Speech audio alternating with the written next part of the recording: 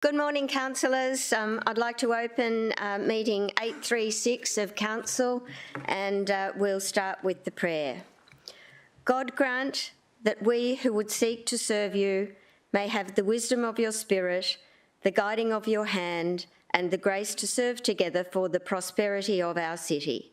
Through Jesus Christ our Lord. Amen. Thank you. So today, of course, we have, we'll stand for the national anthem. Of course. Love it. Australians, oh, let us rejoice, for we are one and free. We've golden soil and wealth for toil. Our home is girt by sea. Our land abounds in nature's gifts of beauty, rich and rare. In history's page, let every stage advance Australia fair. In joyful strains that let us sing, advance Australia fair. Please be seated. And thank you, councillors. I was going to leap straight into the Mayor's leave of absence, but we all know the Mayor has leave of absence today, and so we'll press on. We'll move on to condolences, and I'd like to go to Councillor Mark Hamill. Well, thank you, Madam Acting Mayor. I rise today to seek a motion of sympathy be passed on to the McGrath family. And I'd like to second that. Thank you. Thank you. Madam Acting Mayor, Barry and his wife Mary were charter members of the Ormeau Lions Club established in 1991. Even while fighting his terminal health issues, Barry remained a strong and dedicated Lion, still attending meetings and contributing to the community he adored. Barry's contribution to Ormeau are numerous, working with people like Brian Harris and former councillor Cole Kleinschmidt to establish the Ormeau Sports Club on what later became Brian Harris Oval. Several of the original tree planting projects around Ormeau were Lions Club led, with Barry a key leader behind the scenes. Community events like the Ormeau Fair and Ormeau Carols were things that Barry was particularly proud of to assist and support over several decades. Barry and Mary were also instrumental in the establishment and running of the Ormeau Driver Reviver site, giving hundreds and hundreds of hours of volunteer time at this facility until its closure. I asked Barry once if he had any idea how many sausage sizzles and bacon and egg rolls he had cooked in his time with Lions. The answer was tens of thousands of them, which he proudly followed up with, and every one of those sausages made a profit we put back into this community. Not long after being elected, I attended a Lions meeting. Barry said, "Congratulations, Mark. You have some big shoes to fill replacing Donna." He then chuckled and said, "Well, I guess technically small shoes, but Jesus, didn't you know when she kicked you in the butt with them?" You might have noted I never say Barry's name by itself. It's always Barry and Mary. 62 years of marriage. 62 years they gave an immeasurable amount of time to community together. Mary is rightly deeply saddened by her loss, but beyond proud of her husband and the contribution he made to their family and our greater community. Ormeau Lions members held their 18th of September meeting at Barry and Mary's house. It would be the last official Lions meeting Barry attended. He was in good spirits and delighted to see his fellow Lions and friends. He passed away on Monday, the 9th of October. Rest in peace, Barry. Thank you for your contribution to our community. And thank you, Councillor Hamill. I'll take the vote. All in favour? That is carried. Thank you. Certainly. Could we add Councillor McDonald, please, and of course myself? Thank you. I'll now go to you, Councillor Vorster. Excuse me. Thank you, Madam Acting Mayor. I move that a motion of condolence on the passing of Mr Shane Savage be passed, and that a message of sympathy be forwarded to Ms Tara Lee Murphy. Seconded, Councillor Peter Young. Thank you very much, Madam Acting Chair. I rise today to note the passing of Mr Shane Savage, who passed away doing something which he loved, which was motorsport. We may all recall the events just a few weeks ago where Mr Savage was unfortunately thrown from his vehicle at a raceway. It was a horrific incident, and for 4 days, I'm sure his family and the community prayed for his recovery. Unfortunately, that wasn't to be, and Shane leaves behind not only Tara, but 2 kids who love him dearly. I have to say, a community that's in mourning. I was recently walking just on Maddox Road by Frascott Park, and Chris, a local character and identity, ran up to me and he said, "Mate, I'm doing it tough today." And I'm like, "Why is that, Chris?" He's like, "Have you heard Shane's passed?" And Tara's really upset. And I knew that Shane had passed. I saw the media reports as well. But in Chris's reaction, I saw that Shane was really an embedded part of this community, and people who had grown up in the area knew of Shane, the character that he was, and just how much love he exuded. Madam Acting Chair, Madam Acting Mayor, I should say. Shane was regarded as a bit of a larrikin, but he had a big heart. And in some coverage after his passing, just want to read these 2 paragraphs. The owners of Paramount Automotive and Performance based in Toowoomba described the kind of person Mr Savage was in a tribute on social media. The one thing we could count on every time we spoke to Shane was he would say, "Have you been told lately?" The business owner wrote in a post to Facebook. He'd pause and then say, "Love your guts," with a chuckle. I'm really devastated for Tara and her family. Shane's passing will leave a massive gap in their hearts, but I know that that's also felt in the Barcy Lakes community as well. Thanks, Councillor Vorster. I'll take the vote. Those in favour? That is carried. Thank you. Now, Councillor Tozer. Thank you, Madam Acting Mayor. Can I just get you to scroll up a little bit so I can read the words properly? That's great. I move that a motion of condolence on the passing of Mr Gordon Jamieson be passed and a message of sympathy be forwarded to his daughter, Ms Paula Neal. May I have a seconder? Councillor Lacastro.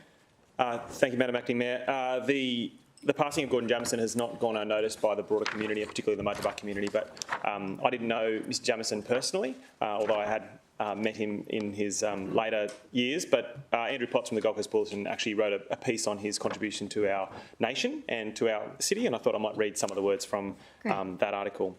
One of Australia's last living World War II veterans to survive the infamous Thai-Burma Railway has died. Gold Coast resident Gordon Jamieson passed away this week at the age of 102 after a life travelling the world, having a family and witnessing some of the very worst of humanity. He spent his final years at the Cedarbrook Aged Care Facility in Mudgeeraba. Mr Jamieson was born in the small Queensland town of Amiens in June 14, 1921 and enlisted in the Army in July 1940 at the age of 19 to go on an adventure. He was captured by the Imperial Japanese Army in Malaya on February 15, 1942, following a 10-week battle. Imprisoned first in Singapore's infamous Changi prison, Mr Jamieson was one of 2,800 Australians sent to work on building the Thai-Burma Railway. This duty on the so-called Death Railway saw just 5 of his 16-man platoon survive the war. Mr Jamieson was a prisoner of war for more than 4 years and was finally liberated from captivity in September 1945 after the Empire of Japan finally surrendered. He weighed just 40 kilograms when he was freed.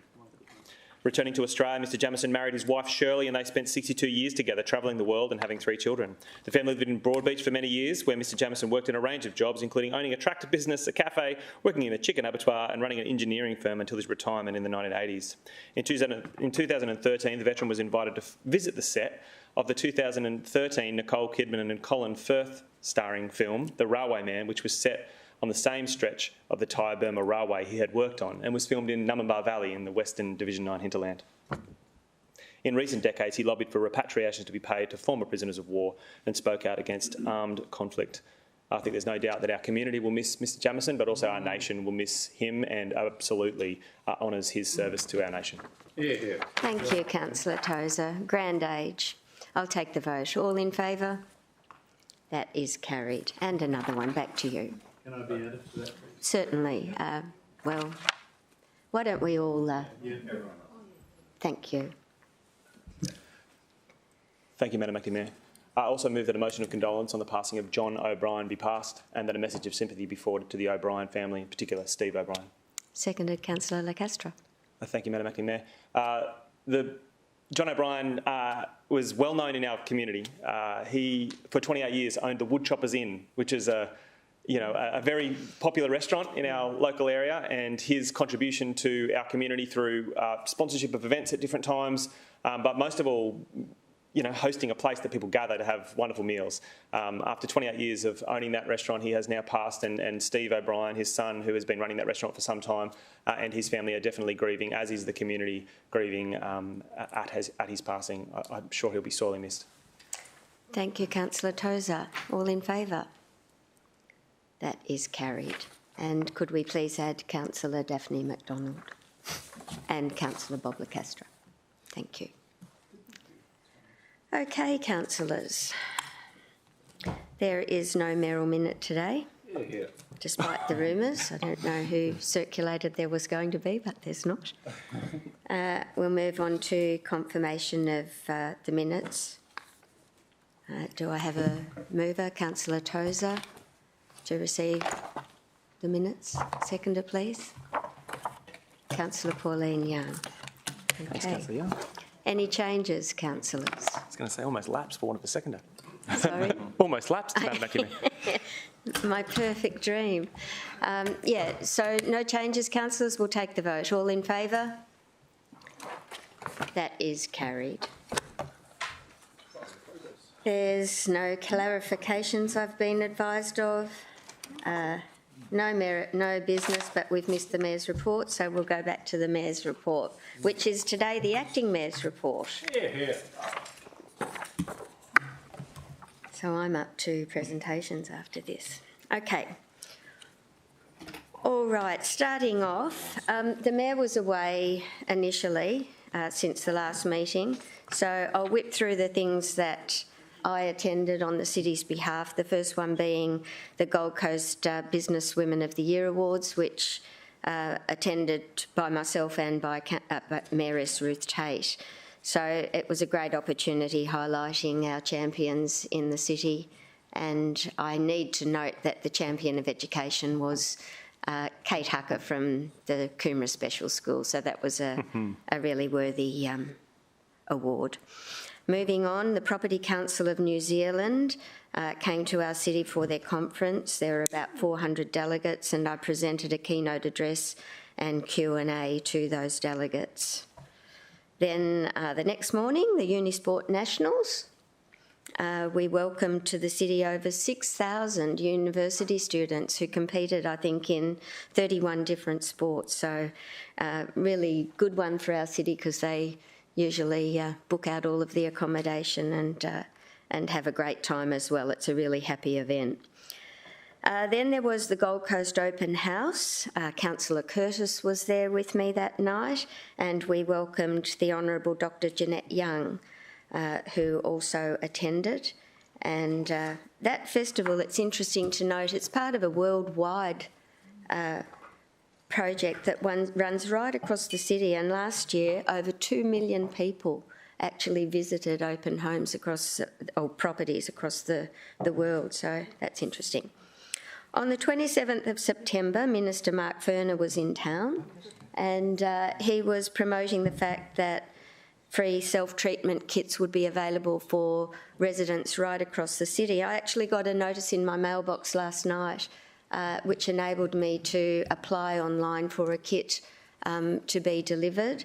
It's really important that everyone applies. Even if they haven't got fire ants, it's worthwhile having a kit. And I think it was pleasing on the weekend to see that the federal government's allocated another $268 million, which is to be matched by the states and territories to try and eradicate these horrible pests.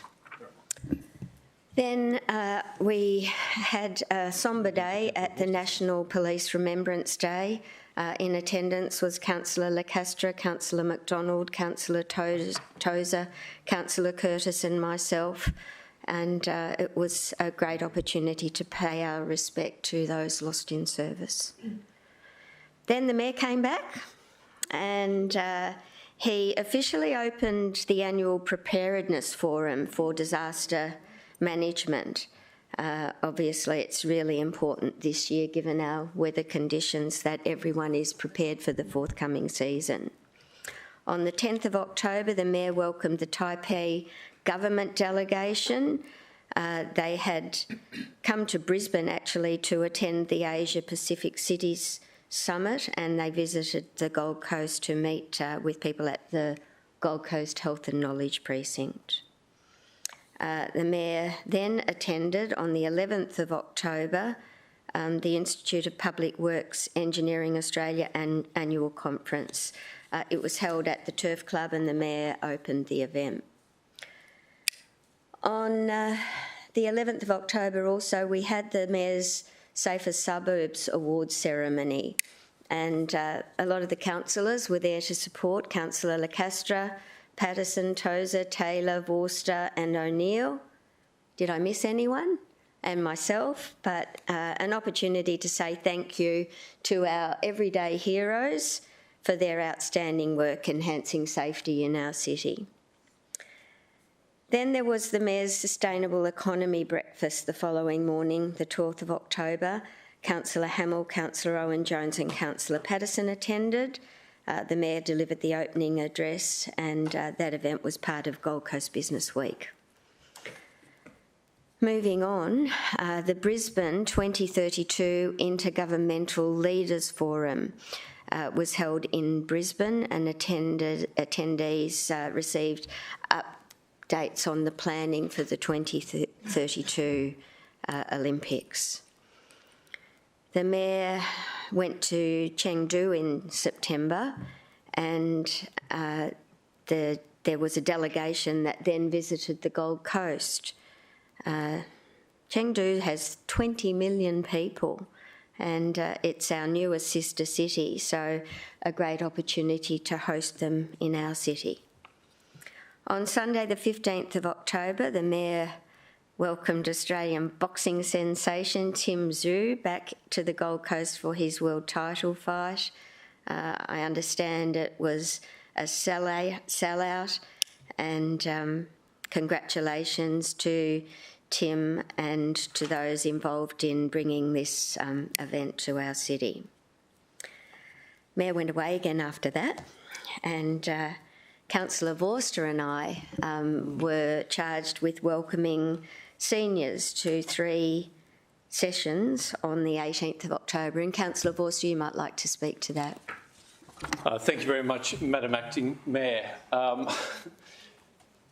I just say that Seniors Week is a really important opportunity for us to recognise the contribution that seniors have made, not only up and to the point of Seniors Week, but what they continue to gift the city in terms of volunteer hours and community groups, care for grandchildren whose parents may need to pick up extra shifts, but also in the guidance that they can provide us as civic leaders with perspective and experience. What was really clear to me walking in is that everybody was excited to be in that room, to get that seat and to enjoy the entertainment that was put on offer. It was great that it was not just one concert, but 3 concerts that were put on. And best of all, I liked the fact that this was a genuine community activation on the grounds of Hodder. This is a cultural precinct, but it's a community space, and there seemed to be a good blend of culture and community celebrated on the day. I think if we had a concert like that on every weekend, we would continue to pack it out, and those who I spoke with, be it the presenters and the entertainers, were just thrilled with the enthusiasm of the crowd. So everyone got something on the day. Thank you. Thanks, Councillor Vorster. It was truly terrific. And heading straight on from there, another event at Hodder that showed the outdoor stage in its true capacity was the end-of-year active school travel event. Councillor Pauline Young and Councillor Tozer were there, and of course their schools from their division were very successful once again. So it's been a great program for our city, and has helped to reduce congestion around schools and get our kids active and healthy, so a very great one. The following day, or that afternoon, or morning, we did the final junior council meeting where those of us in attendance, Councillor Owen-Jones, Councillor Curtis, Councillor Patterson, Councillor Vorster, Councillor O'Neill and Councillor Pauline Young got to hear the presentations of the students vying for the next junior mayor, and I tell you what, they were sensational. It was great to see that the future of our city is in safe hands. That day also, there was a presentation to our Eco-Marine School ambassadors. We went to the Gold Coast Sports and Leisure Centre there and acknowledged the very hard work of the Eco-Marines in promoting the proper management of our environment and sustainability in our city. And then that afternoon I joined Minister Sterling Hinchliffe to announce that it was 1 week to go until the GC 500. And that was pretty exciting because 4 of the race cars sped across the Sundale Bridge. I was able to flick any problems that came from that directly to the Minister, which was good. Okay, what have we got next?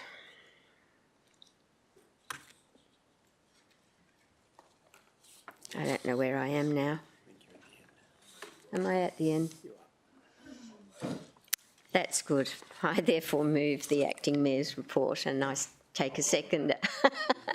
Councillor Owen-Jones seconded. Those in favour? That is carried. Thank you, councillors, for indulging that very long report.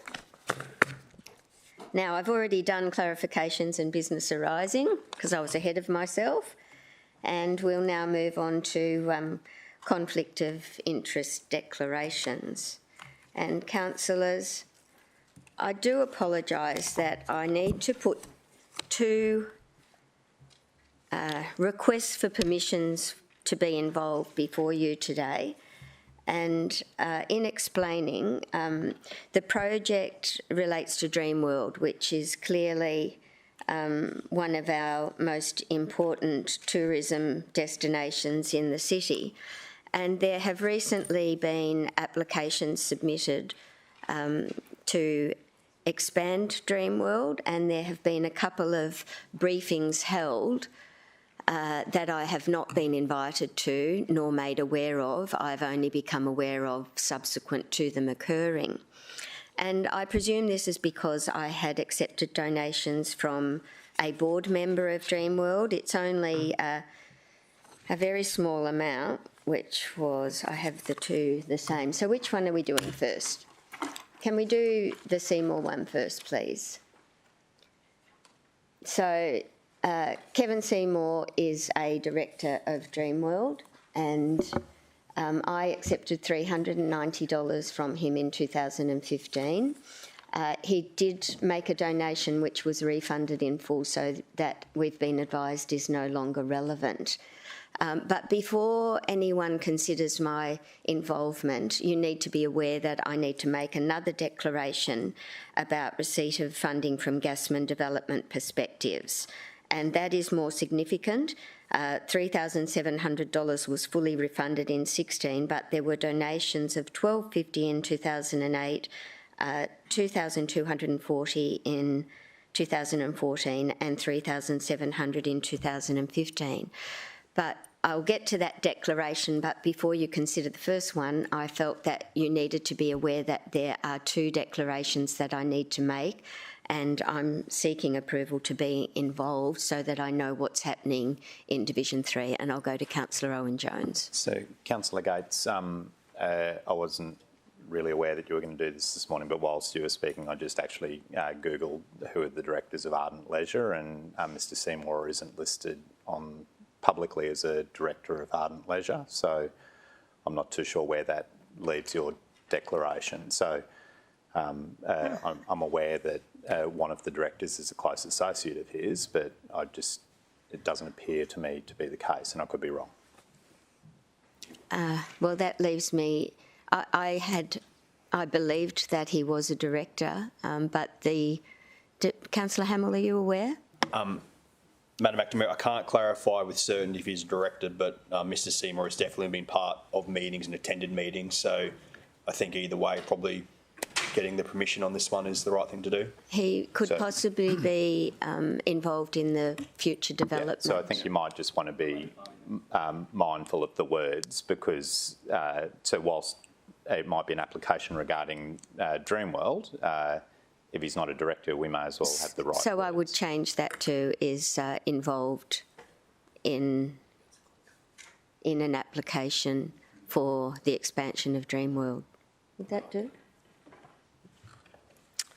Thank you.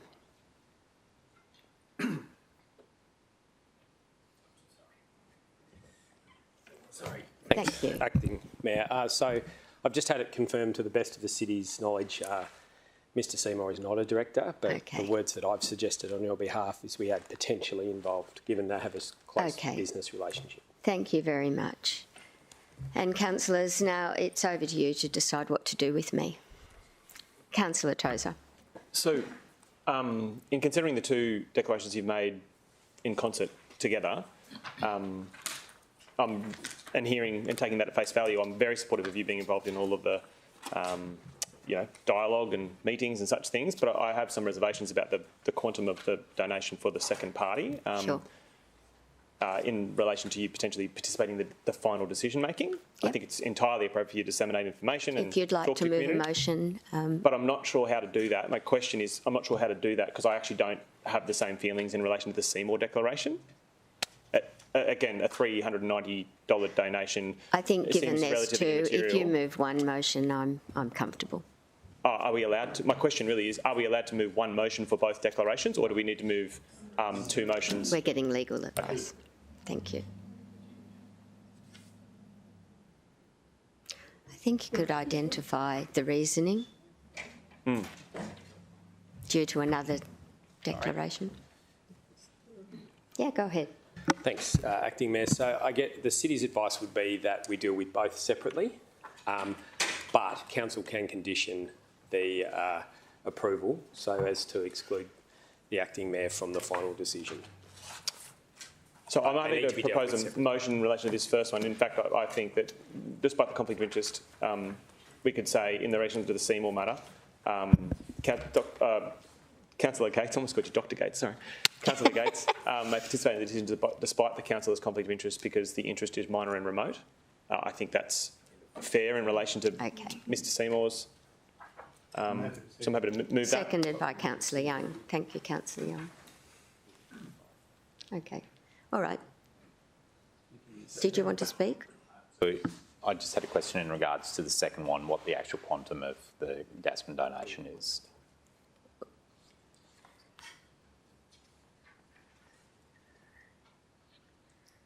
$7,000 over a period of since for 10 years, 2008, yeah. Okay, no, that's fine. over Thank 7 you. years.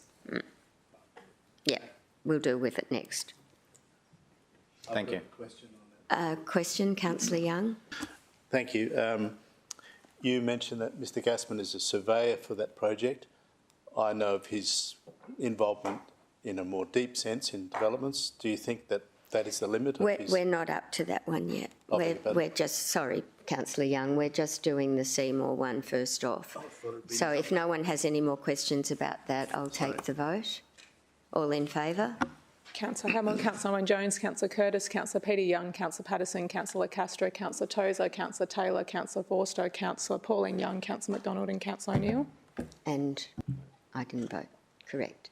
Okay, so that one's done. And now, Councillor Young, I think everyone's aware of, we'll get it on the screen if we might, my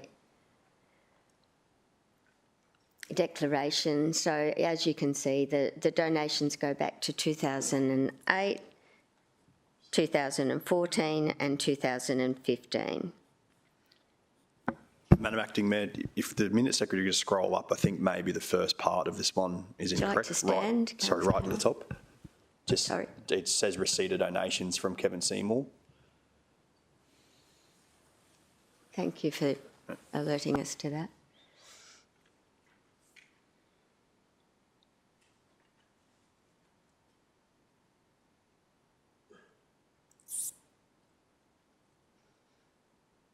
we'll be done by lunchtime. Repose my question, Chair. Yes, please do. Thanks, Acting Mayor. It's notified here that Mr Gassman is the surveyor to the project. Obviously, Gassman Development Perspectives has had a deeper involvement in developments. Do you believe that that's the limit of... I have no idea, Councillor Young. I really can't answer the question because I've not been privy to any of the information, which has left me not knowing what's happening with that major parcel of land at Coomera. So I have put these forward myself today because I would love to have a briefing and to understand what's being proposed. Yeah, and I have hesitated to do so without the approval of council, given the sensitivity of having accepted donations when they were legal. Yep, understandably. Thank you. CEO. Can I make a suggestion, Acting Mayor, that in the interests of just making sure we're covered, I think if we say involvement in the development and we keep it as broad as that, then that won't get anyone into any trouble. Yep. Appreciate that. Thank you.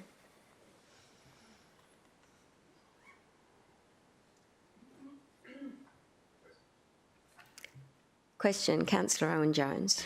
Madam Acting Mayor, so just so that I'm clear, so the last donation of $3,700 was refunded, Yes. but all three of the donations were received outside of the current reporting obligations, which are the last two terms. Correct. Is that correct? So, Correct. And the $3,700 refund was after you followed the advice or the then advice of the then Minister in regards to that refund, and these were all in relation to the race day tickets, is that correct? Correct. Right. And for councillors who weren't there, I sold race day event tickets and they came at a very large cost. I mean, the events cost about $50,000. So I did make about a $90 profit per head on some tables, but my conflict has to be declared in full, which is what I'm doing. And so, Madam Acting Mayor, do we have words that we've previously used as the council in regards to a Gassman donation, in regards to allowing you to stay in the room? No, because and participate? I've left the room on most occasions because there have been one of his major clients is also a donor, so I've left the room on most occasions. Okay, thank you. Councillor Tozer. Look, I'm happy to propose a motion if you're comfortable to accept it. Sure. So I'd move that Councillor Gates, instead of may participate in the decision, I'd say Councillor Gates may gather any information and meet with the party in relation to this application, but may not participate. Yeah, you got that word already there in the decision. At council or committee. And I would say, I'm trying to think of the right words, but I think it is appropriate that a council officer be with you when that occurs, just for the sake of your own circumstances. Sure. Maybe say on the condition a council officer attends with her or with the councillor. Council officer attends with the councillor. That seems, and what's the word we use for notes? And that meticulous notes be taken, contemporaneous notes be taken. So there should be a file note about that meeting as well. Sorry, Acting Mayor. Sure. I'm just going to clean it up so it's consistent with project all the way through, if that's okay, Councillor. So However, yeah. It will just, so it flows. And if you take a second, or I'll quickly speak to my meeting. That's not my question. Yeah, sure, please. Would the mover give consideration to actually not prohibiting the councillor from participating in the committee and council decision, but require the councillor to come back for further approval to participate? Because the reality is this may be well and truly into the next term of council. At that point in time, the donations are 3 terms away from the actual decision making, and I actually personally, without speaking against it, I find it abhorrent, the idea of a councillor not being able to be in the room and participate in regards to a major project that's happening in their area. It's chilling. It's happened before. I'll make an observation. So I don't know how to comment on that except to say that, yeah, I'm open to us having an open discussion about it. The concerns that I have, and I'd probably speak to this if the motion ultimately is there, is that, you know, the consecutive donations over a period of 10 years between 2008 and 2016, I think represent, it's more just not about the value, and even though the refunding, it's about a relationship that's cultivated over a period of a decade. And I appreciate that terminated at the time the legislation changed, but I have reservations about that, and I actually want to support Councillor Gates' involvement in finding out information and disseminating information to our community, but I have reservations about the decision making. Okay. Acting Mayor, in order to help, nothing will preclude Councillor Gates from coming back and seeking to get approval at a later date, Councillor. No, this meeting can't bind a future meeting of the council, so Councillor can come back and have that amended. Yeah, were Councillor Owen-Jones to propose some wording, I could consider it, absolutely. So I'm open to there being a subsequent declaration in the future, but okay. I don't have the words. Well, we haven't got a seconder yet. It's Yeah, very awkward for me chairing this meeting, and I'm very embarrassed by it. But anyway. So the Councillor Gates may gather any information you need with the party in relation to this project on the condition that a council officer attend with the councillor and makes notes, because the actual participation is part of the decision-making process itself, you know. So when the notes are being taken, and I'd happy to extend that to require a further procedural motion at a later date in the event that something did come to council for a decision. Thank you. Councillor Vorster. Thank you very much, Madam Acting Chair. I'm sure it's up to us to choose the form of words, but convention has been to grant permission and then to use the second optional section of the pro forma there to list the conditions. I think that would be more clear. So perhaps our minute team could just move those conditions into A, B and C if required, and we'll end up with something that's easy to digest for those reviewing the minutes at a later date.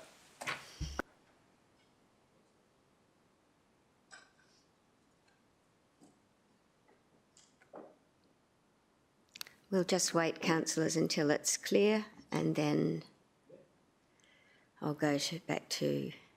So is this being moved by Councillor Owen-Jones? I'm happy to move what we've talked about. I'm not sure what we need to say in relation to a further declaration. Might be an option. Might be condition C. Move, I'm happy Councillor to move Tozer, that once we see seconded it. Councillor Owen-Jones. Thank you. Okay. No one's going to change it all. Change what? All this when he's in state. It's great. So good. it's his first job. Can't wait.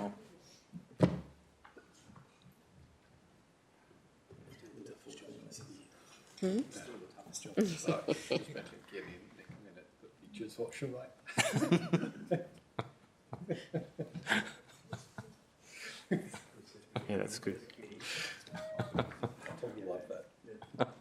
Yeah.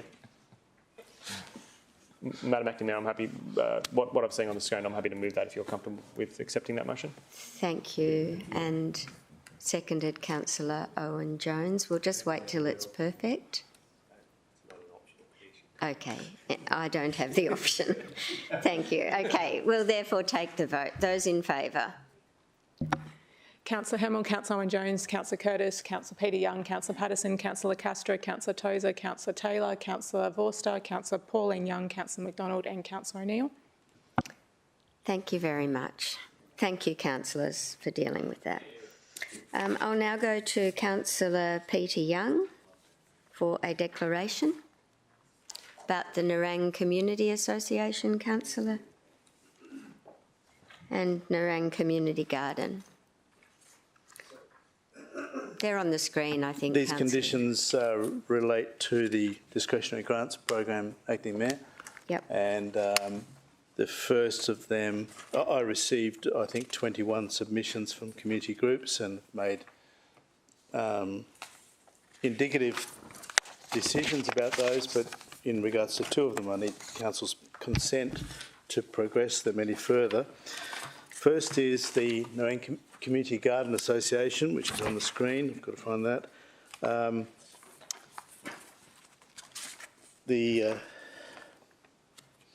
I'm a personal friend of the chairman of the Nerang Community Gardens Association, and that group has submitted an application under the discretionary grants program for funding in 23-24. That person is Mr. Peter Cardona. He's voluntary chairman of the Garden Association, and they're one of the 21 groups that have sought a discretionary grant. I'm seeking Council's consent to participate in the decision because that will enable me to apply a broad perspective to all of the applications that have been made. Thank you. Thanks, Councillor Young. Do I have a mover? Councillor Tozer, thank you. I would move that Councillor Peter Young should or may participate in the decision despite the Councillor's conflict of interest because the interest is minor and remote. And I'll second that. And we'll take the vote. All in favour? Madam Acting Mayor Gates, I think that's how we say that. Councillor Hamill, Councillor Owen-Jones, Councillor Curtis, Councillor Patterson, Councillor Castro, Councillor Tozer, Councillor Taylor, Councillor Vorster, Councillor Pauline Young, Councillor McDonald and Councillor O'Neill. That is carried. Next one. Both of these cases needed to be noted. I haven't approached the individuals concerned or those organisations. My office wrote to lots of community groups and invited them to make a discretionary grant submission. This one relates to the Nerang Community Association. Mr. Derek Ogden and his wife, Mrs. Lynn Ogden, are President and Secretary of the Association and have been for many years, and Mr. Peter Cardona, whom we just mentioned, is a member of the Executive Committee of the Association. They are one of the 21 groups that have sought discretionary grants, and those three people are my friends. I'm seeking the consent of Council to participate in the decision so I can apply that broad perspective. Thank you. Thanks, Councillor Young. Councillor Tozer, go again. Happy to help. Again, I'll move exactly the same motion as I did before, that Councillor Young may participate in the decision despite the Councillor's conflict of interest because the matter is minor and remote. And seconded, Councillor Taylor. All in favour? Madam Acting Mayor Gates, Councillor Hamill, Councillor Owen-Jones, Councillor Curtis, Councillor Patterson, Councillor Castro, Councillor Tozer, Councillor Taylor, Councillor Vorster, Councillor Pauline Young, Councillor McDonald and Councillor O'Neill. Thank you. And now you, Councillor Vorster, you have a declaration or two? I have two, yes. Two. Thank you, Madam Acting Mayor. These two also relate to the discretionary donation program, and the first relates to the Anglican Church at Robina. If I could just scroll here. So a reasonable person may form the view, I have a personal interest in assessing a discretionary donation application from the Anglican Church at Robina to support a community playgroup for vulnerable families. This is because the Anglican Church at Robina is our family church. They're the applicant. I'm seeking permission to participate in this decision, as this declaration has been made voluntarily and to address a perception issue. My family is not a participant in the playgroups and there is no conflict between my interests and those of the public. I hold no leadership or management roles in the church. My participation in this decision will ensure the needs of vulnerable families may be appropriately considered, no matter where they may reach out to for support or connection. Thank you. That Councillor Tozer. Again, I will move that Councillor Vorster may participate in the decision despite the Councillor's conflict of interest because the interest is minor and remote. Thank you. A seconder, And Councillor I'm not sure it meets Pauline the Young. threshold, but So that's moved Councillor Tozer, seconded Councillor Pauline Young. All in favour? Madam Acting Mayor Gates, Councillor Hamill, Councillor Owen-Jones, No. Councillor Curtis. Hand up, Councillor Curtis. Yep. Councillor Curtis, Councillor Patterson, Councillor Castro, Councillor Tozer, Councillor Taylor, Councillor McDonald and Councillor O'Neill. Oh, Yes, he is permitted I to? think so. General Councillor Young permitted to vote. They're individual, aren't they? Yeah. You are permitted to vote. Thank you. Sorry, for those that are not aware of what happened where there is an item and another councillor has a conflict, we're not permitted to vote, but these are individual discretionary grant funding allocations, so they're not all linked together, and that makes it possible for everyone to have a vote. Okay, back to you, Councillor Vorster. Did we get that call correctly? Thank you. Thank you, Madam Acting Mayor. This is a repeat of last year as well. So the nature of my DCOI is as follows. I do not feel comfortable approving a discretionary donation for Bond University without the oversight of council. There is no specific reason for this uncomfortableness, I suppose. Discomfort. Discomfort, there we go. It's been a long week. I can tell you it has been a long week. A very, very, very long week. It's only going to get longer. Yeah, it's got more to come. It may be 5... But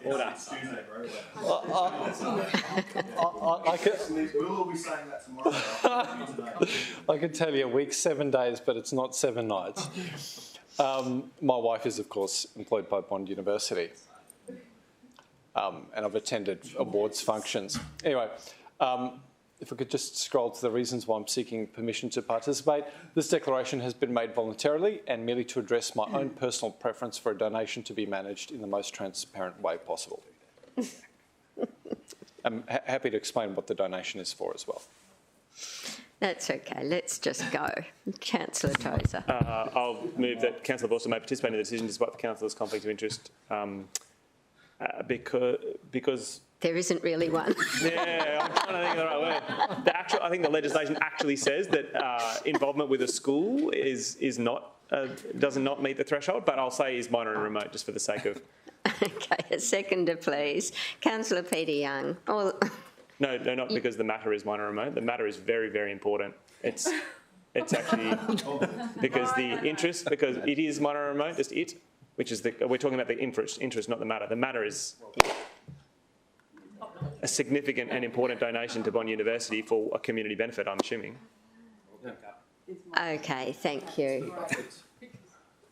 Who seconded that? Councillor Peter Young. Sorry, that sentence doesn't make sense. Okay, let's see it again. Mate, despite the councillor's conflict of interest, because the interest is minor and remote?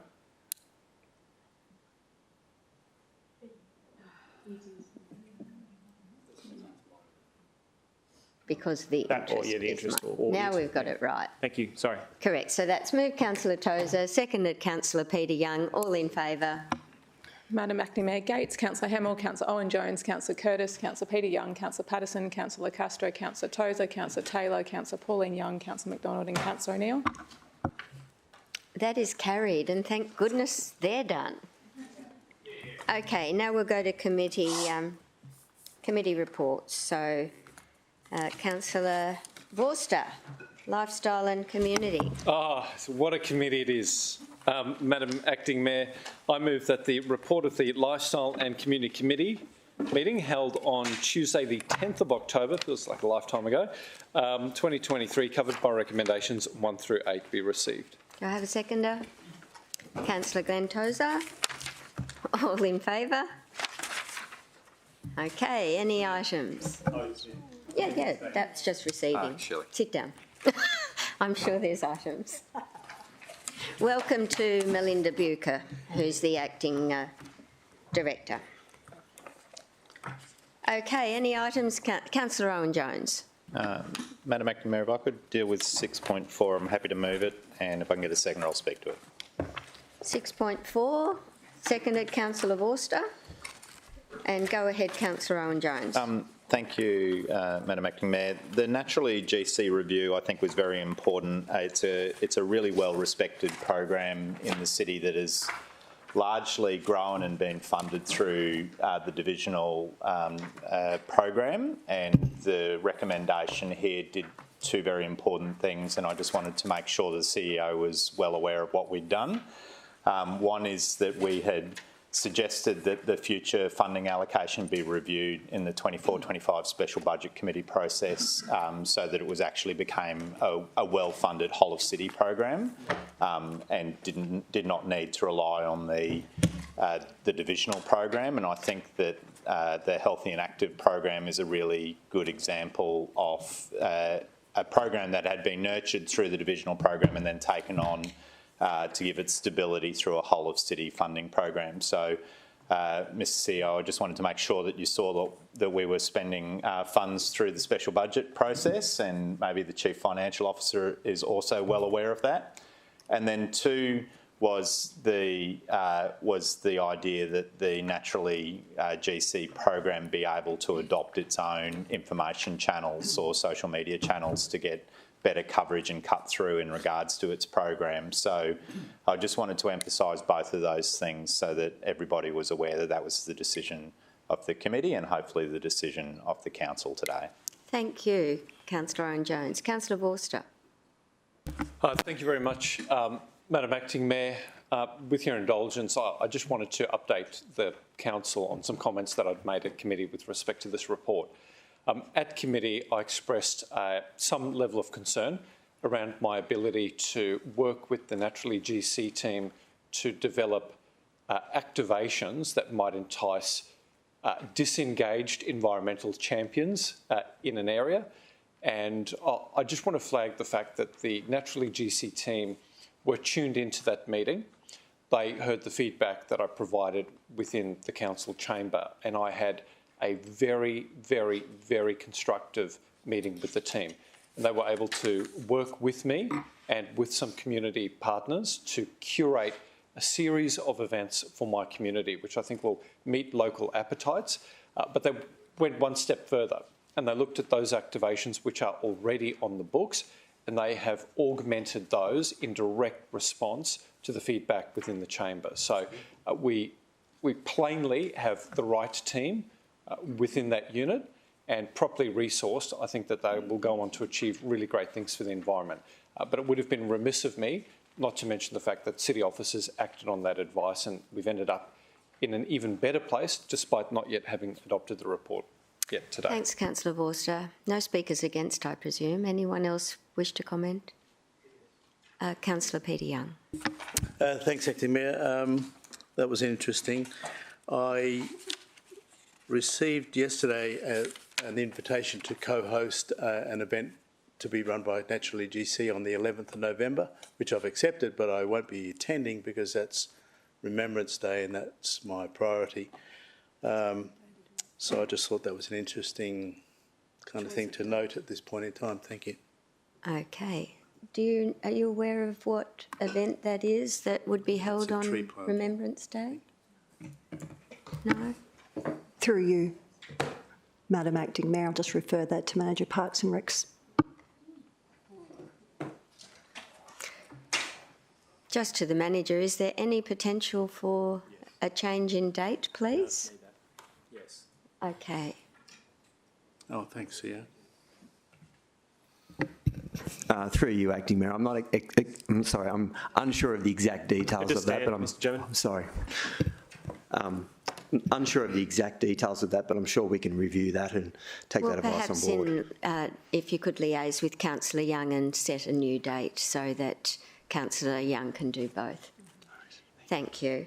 So that's been moved by Councillor Owen-Jones. Councillor McDonald, I'm sorry.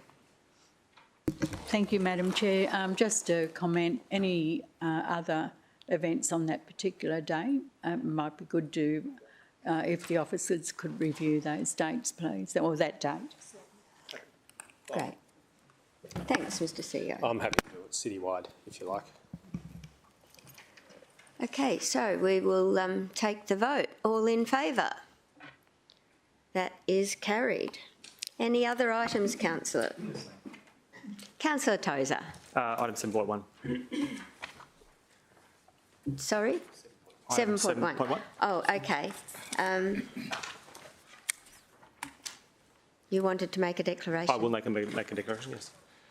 So pursuant to section 150EQ3B and 150EQ3C of the Local Government Act 2009, I provide notice that I have a declarable conflict of interest in the matter, nature of particulars of which are as follows. The entity that operates the council pool at Mayoral, Belgravia Leisure, provided swimming lessons to the value of approximately $1,500 in return for a promotional video and other promotional activity in 2016-17.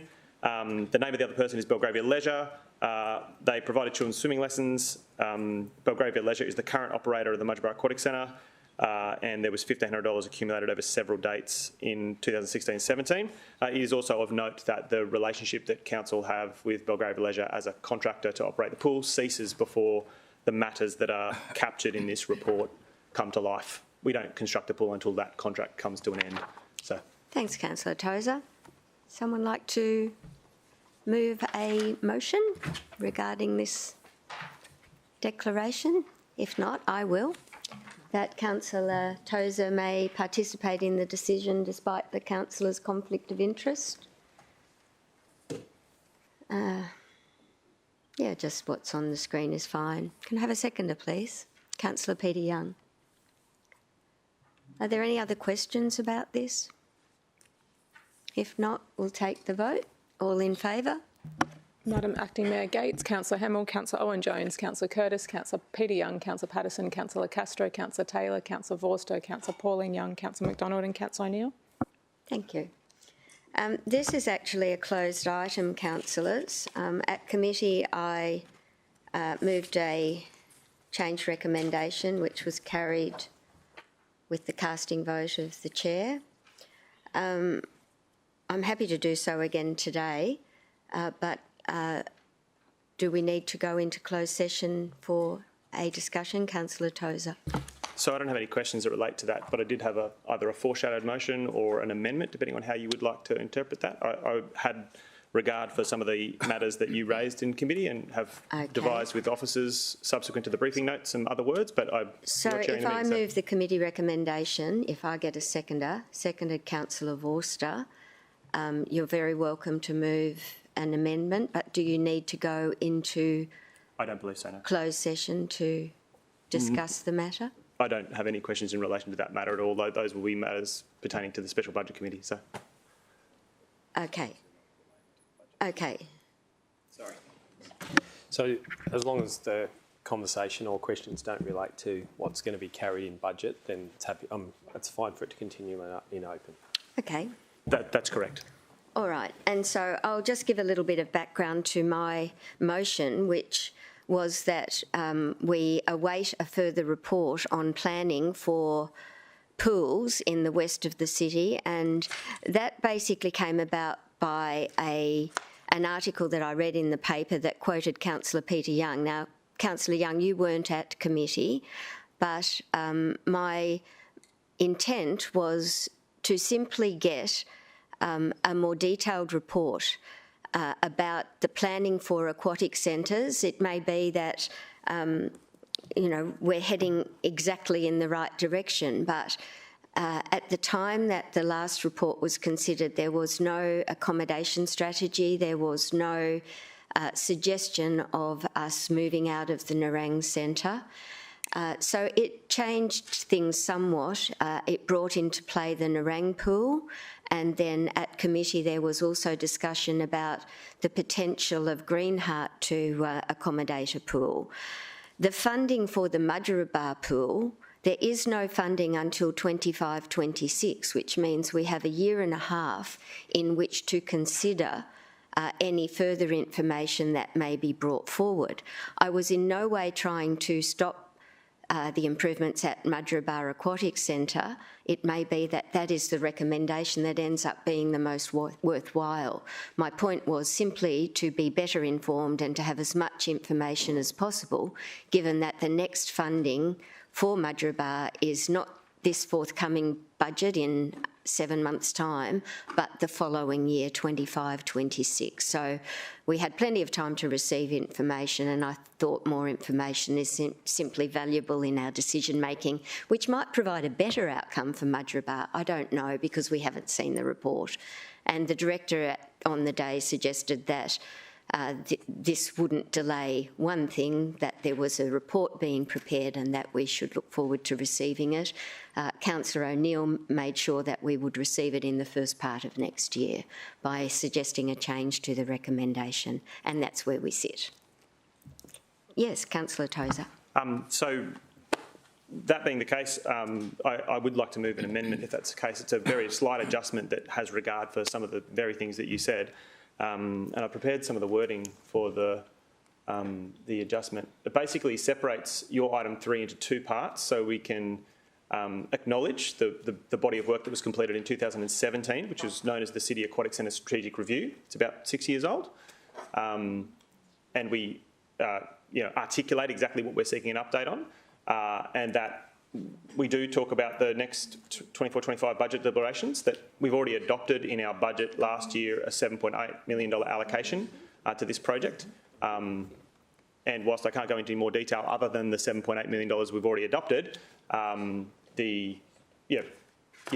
we'll need to go to special budget for any major project like this.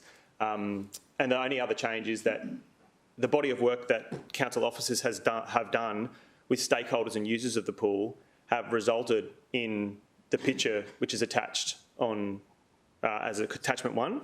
Attachment 1 is a non-confidential item, whilst it is on grey paper because the whole of the report is confidential. I have it in writing from the team that they have circulated that to the community as part of this process. And what I'm trying to do by changing the word notes to endorses is actually acknowledge that body of work from council officers and the community to inform the best and optimum use of the space that is available for this pool.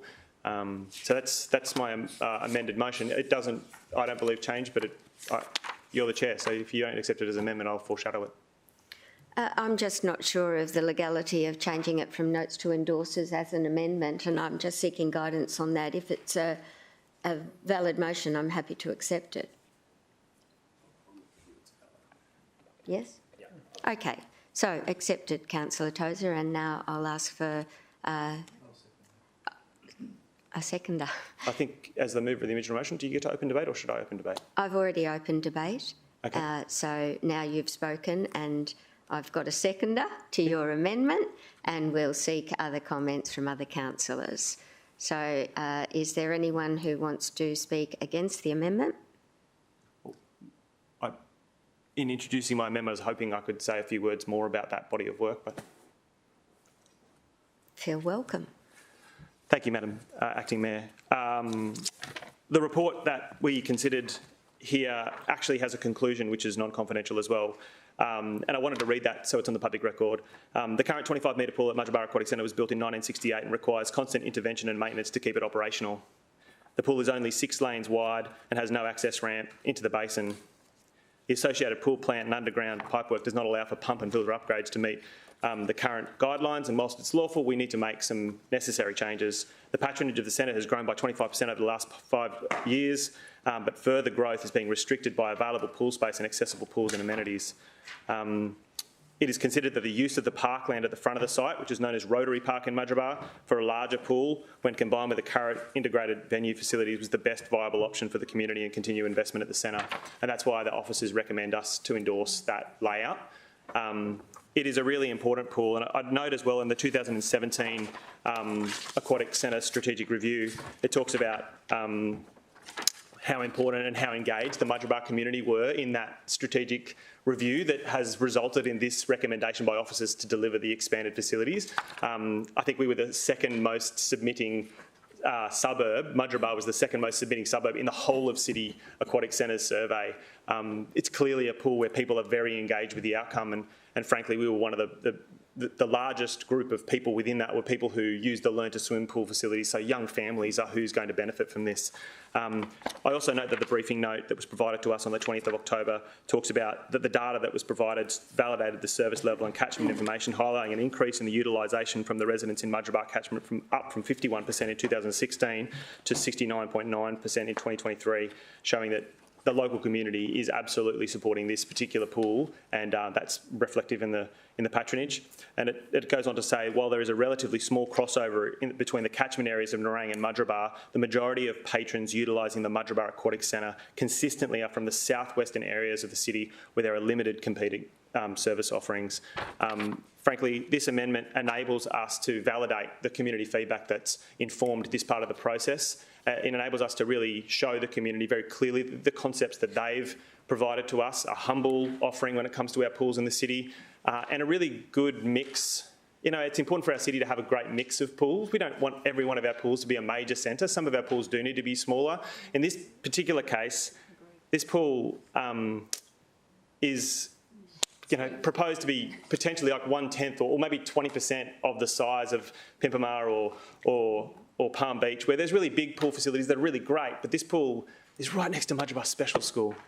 These are 120 young people who come from really difficult backgrounds. They've got all sorts of different needs, and the smaller pool environment enables some of those young people and older people who have graduated from Mayoral Special School to be in an environment that's just a little bit quieter than some of our big centres. Sure. And frankly, I really want to go into this next period, this next budget, with a strong message that this is an endorsed concept plan.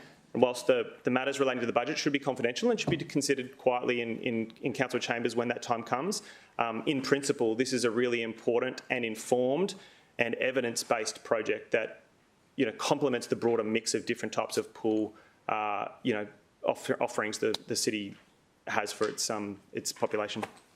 Thank you, Councillor Tozer. Councillor Vorster. Thank you very much, Madam Acting Mayor. It gives me no joy to speak against the amendment. This is a very, very important piece of public infrastructure and very important, of course, to Councillor Tozer. And I do feel for the Mayoral community who are on my doorstep as well, because over the last many years, we've seen their waste transfer station close.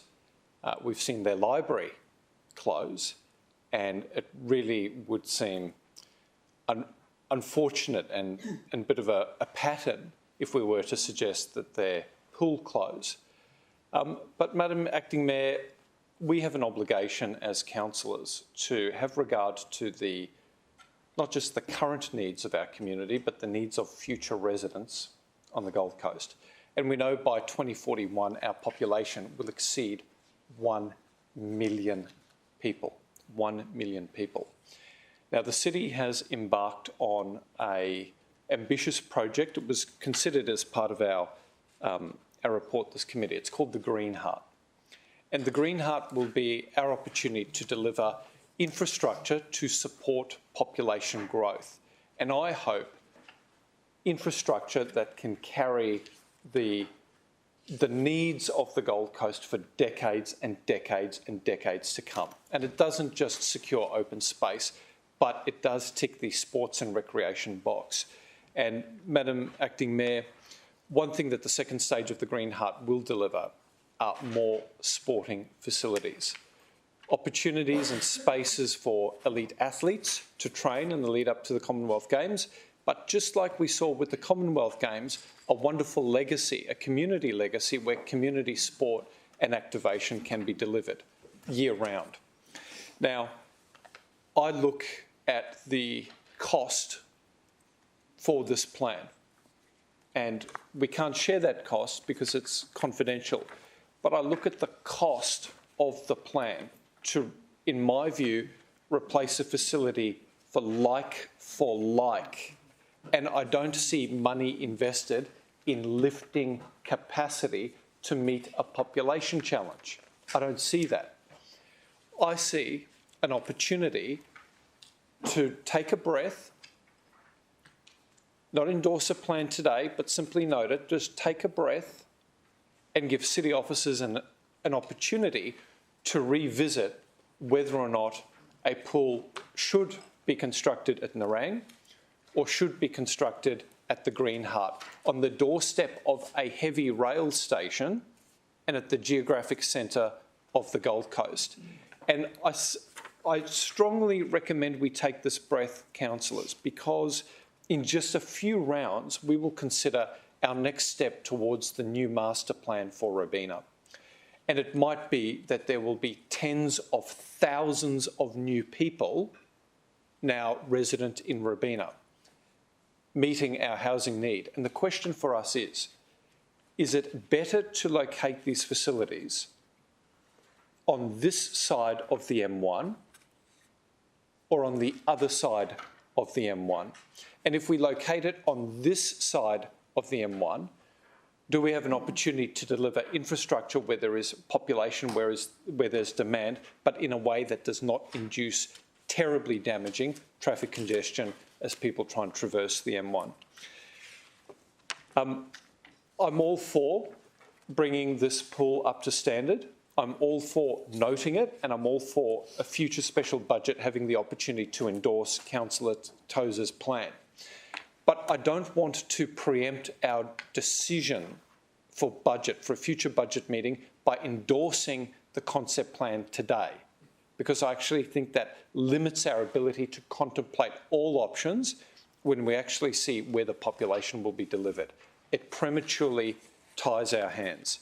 And for that reason, I simply can't support it today, as much as I want to support Councillor Tozer and his community, who, as I said, have lost their waste transfer station and the library. Thank you. Thank you, Councillor Tozer. Councillor Patterson. Thank you, Madam Acting Mayor. I will be supporting this motion today. The amendment today, Tozer's motion. First of all, I've attended this gorgeous little pool, and it is most definitely a local community pool. The report comments on the concerns of Councillor Vorster. It speaks to that. It has done the assessment and it has done the work, and it has considered those other alternates and said that the data shows that there is even more need for this pool to be maintained.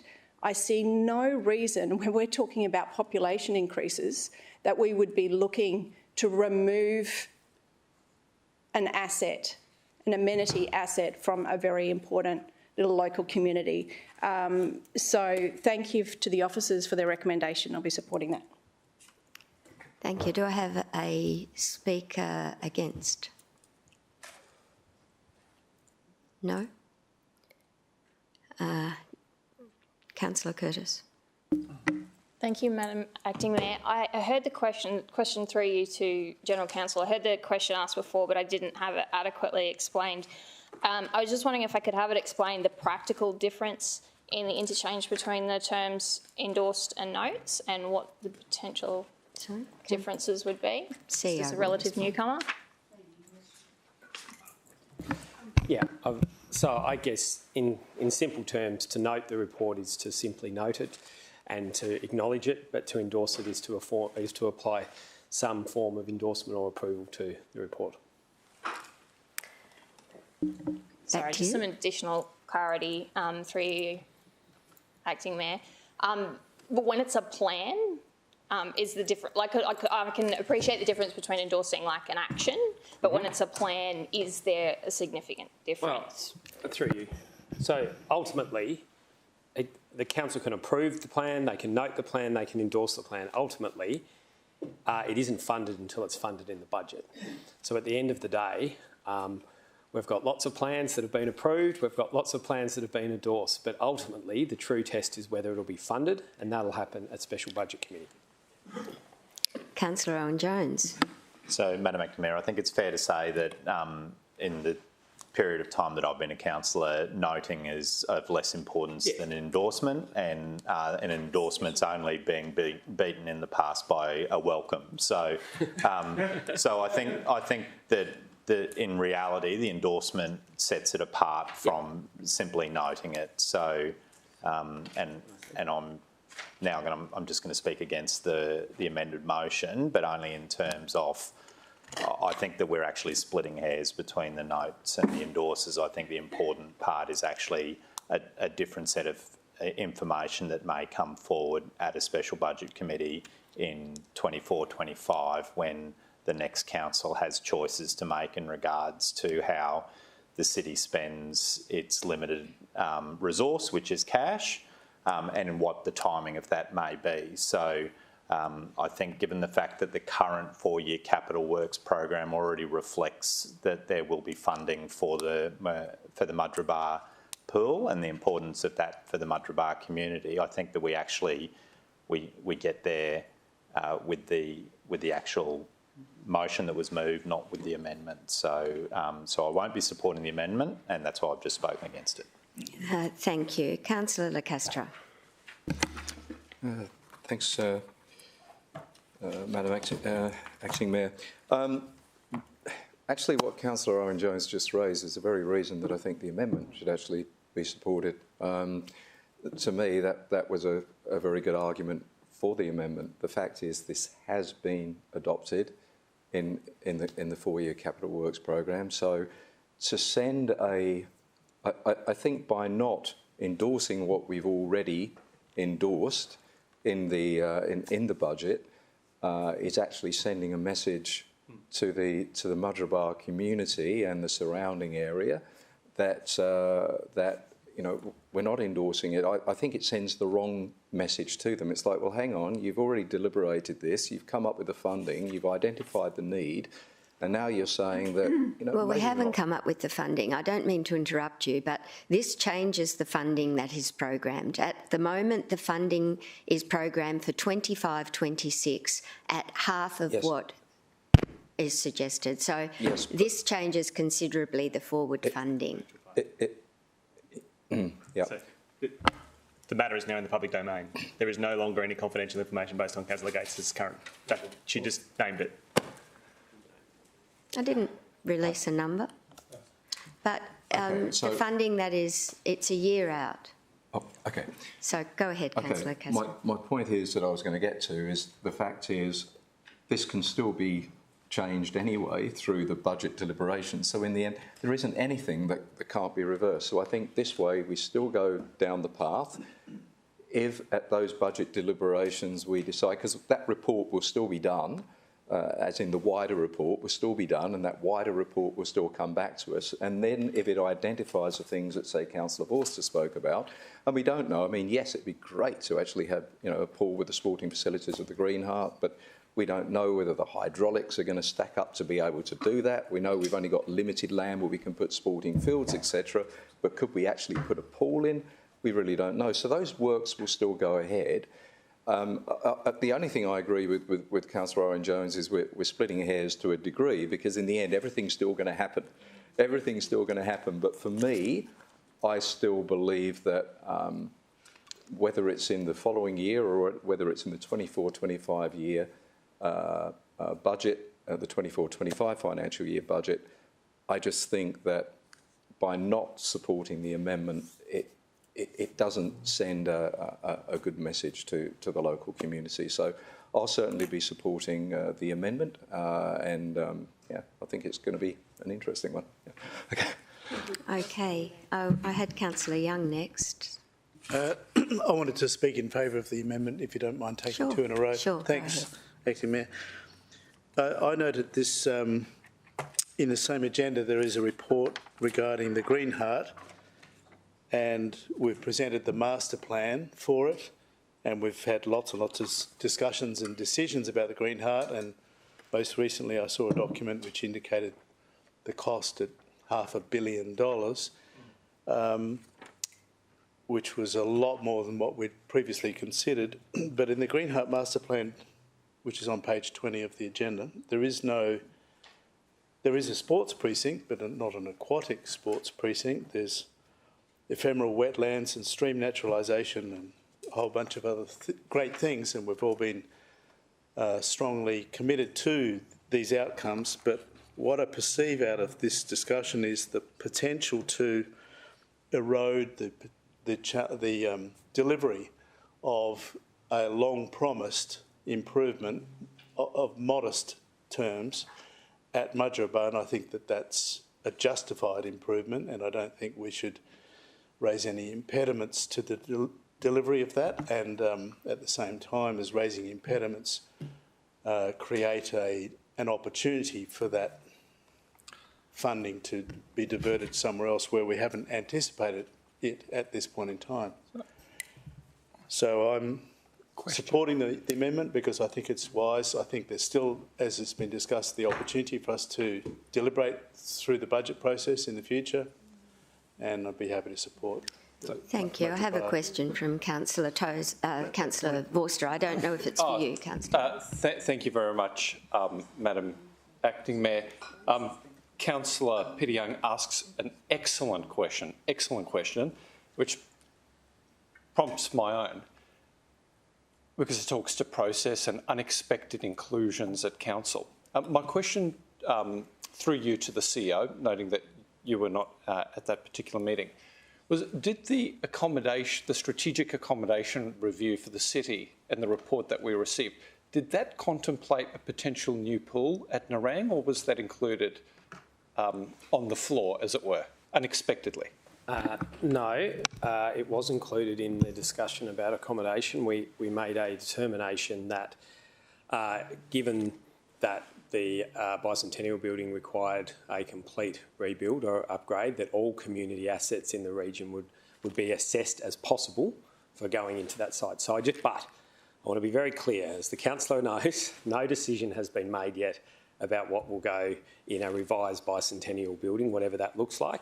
But at this stage, we are in the very, very initial stage, so we are looking at all civic assets that are in the region in order to make the best determination. So yes, it was contemplated, but no decision has been made.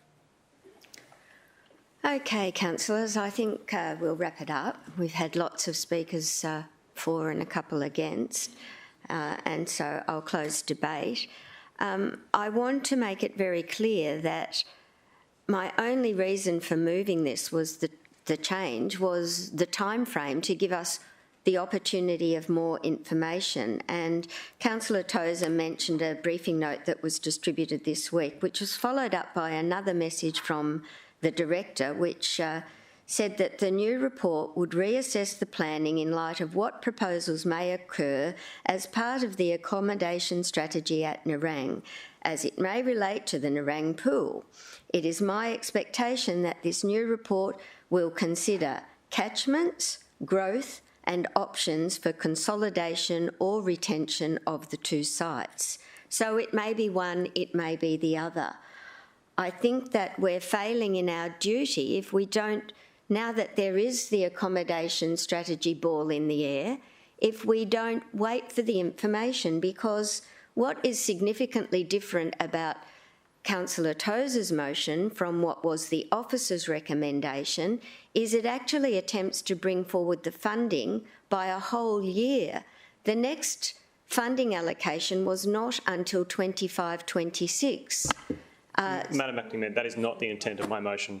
Well, I would be almost inclined to support you if you had not put that the required funding be considered by council, because that's not the intent of the motion that we had recommended by the officer. It was just that future funding be considered through budget deliberations. I'm very clearly letting you know that is not my intent. That is not the 24-25 budget deliberations are the next budget, which is the next special budget committee. And at that deliberation, we consider the 4-year capital works budget.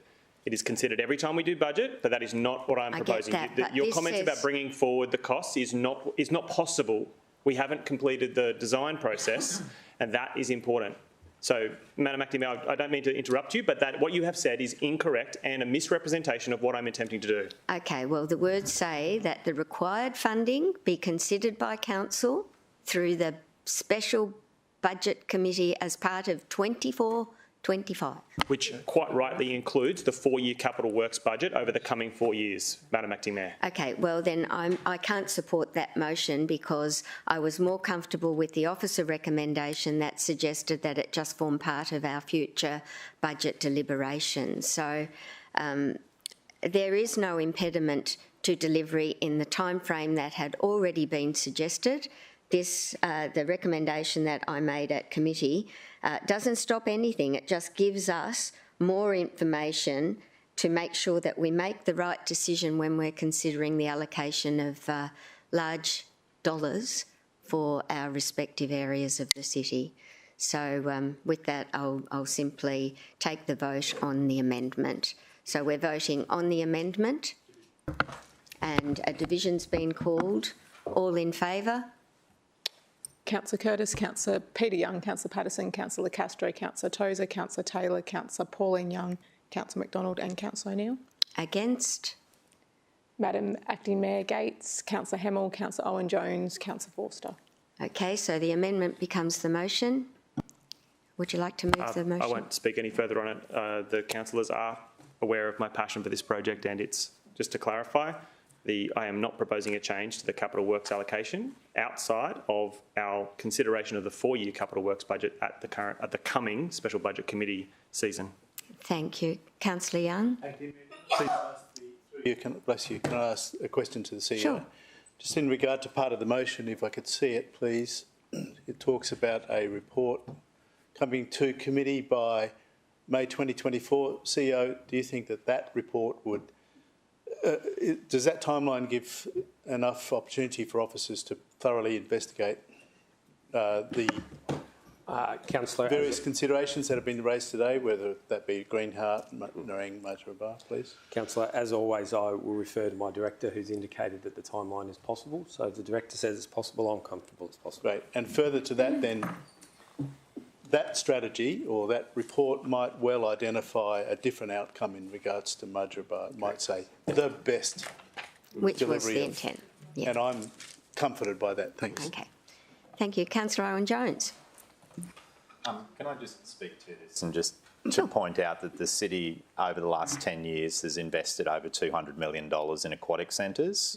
So we've had a not insignificant renewal at the Gold Coast Aquatic Centre. We've had the installation of a new pool in the north of the city at Pimpama, and we're having a not insignificant renewal of the Palm Beach Aquatic Centre as well. So I think that in all of the conversation today, I just didn't want to get it lost that the city hasn't been necessarily investing funds into aquatic centres. And as I mentioned at the committee meeting, from time to time, I've had residents seeking improvements to the Helensvale Centre, and I've explained to them that they now sit between Southport and Pimpama in regards to Olympic pools, and Helensvale won't receive that. So the strategic smaller satellite pools are actually very important to the city, but we've invested well over $200 million, and I don't think we've received a single cent from the federal government or the state government in regards to those facilities. So the only people that are paying for it are the ratepayers. Thank you. Do I have any other speakers? Otherwise, we'll take the vote on the motion, which is Councillor Tozer's amendment. Would you like a division called?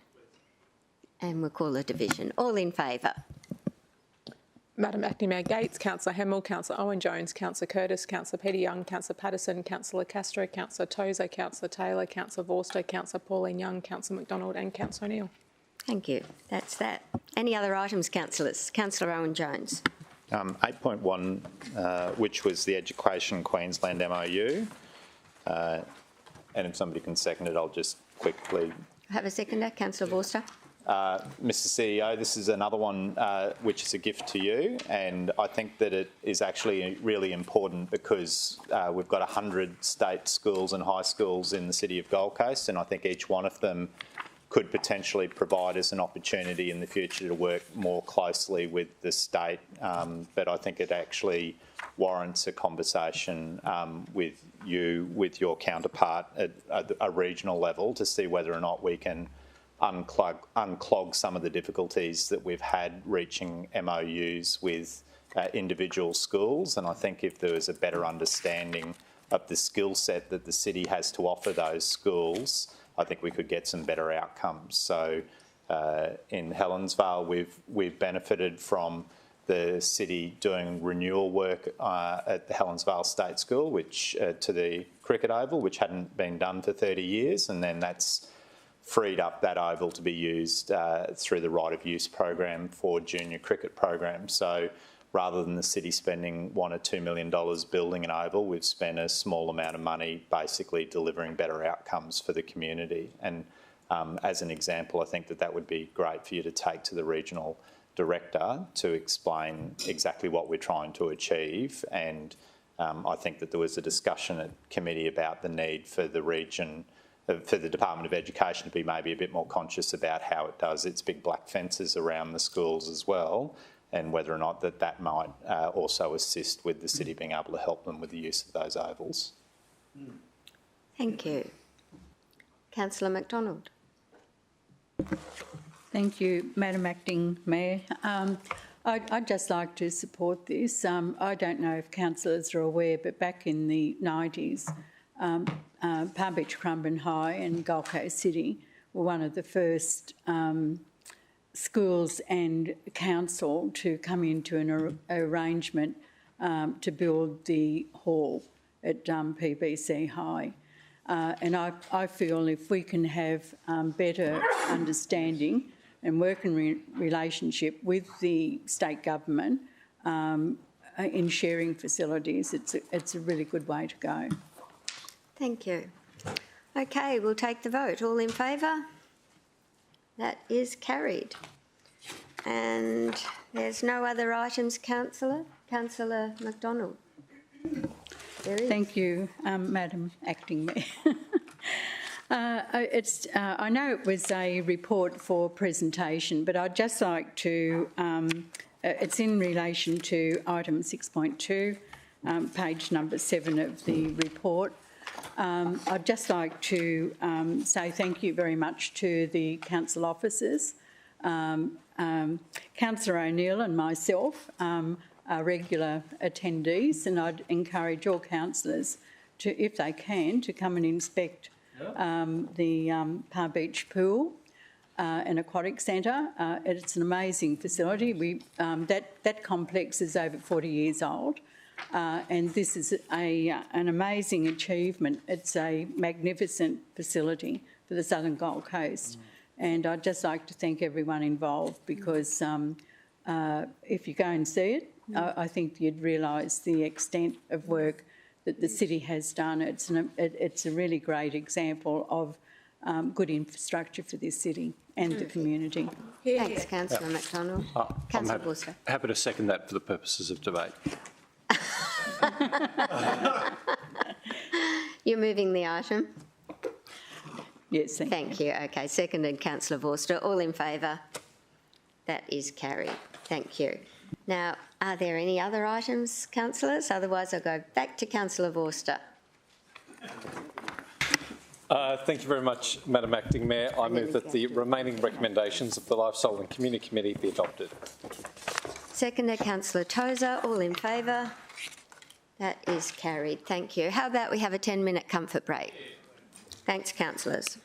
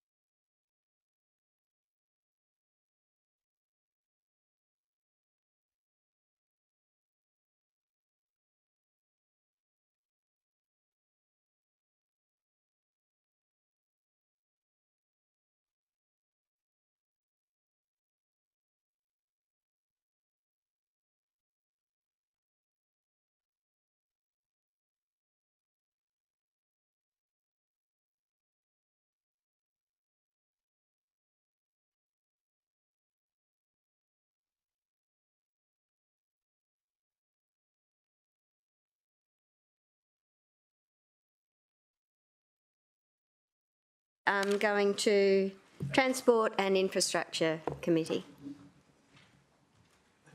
Councillor Taylor. Thank you, Madam Mayor. Sorry. Thank you, Madam Acting Mayor. I move the report of the Transport and Infrastructure Committee meeting held on Tuesday the 10th of October 2023, covered by recommendations 1 to 9 be received. Thank you. Seconder, Councillor Peter Young. Modified. Councillor Taylor.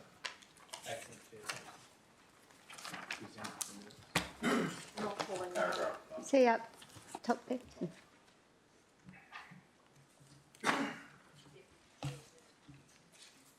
Thank you. So that's seconded. Councillor Young. All in favour? That is carried. I am going to vacate the chair, councillors, in relation to item 6.2 because I'm a beneficiary of a trust that may experience a gain or a loss from the decision to be taken. And Councillor Vorster, if you wouldn't mind taking the chair. We'll deal with 6.2 first.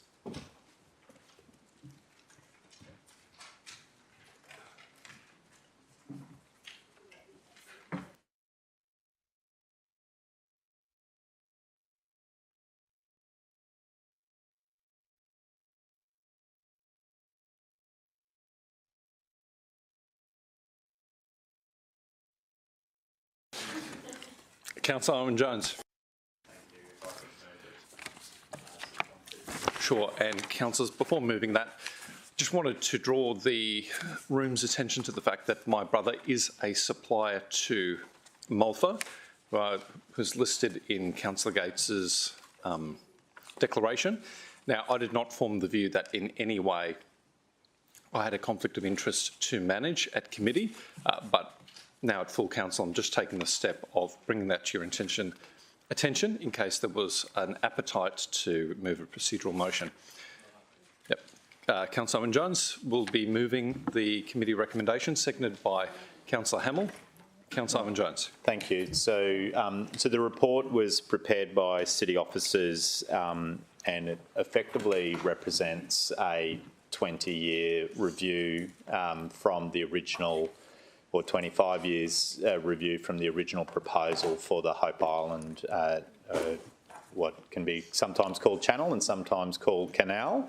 And on pages 75 through to 78 are 5 aerial photos which plot the movement of time and progress for Hope Island, starting in 1955 when the Boykinville village can be seen, and going through to 2023 where we've had not insignificant growth and largely created by the drainage easement and the channel operating. So the report itself confirms that what was the original proposal in the early 2000 or late 1995 to 2000 and then constructed has largely served the purpose and has allowed for the development of residential properties which were previously prohibited.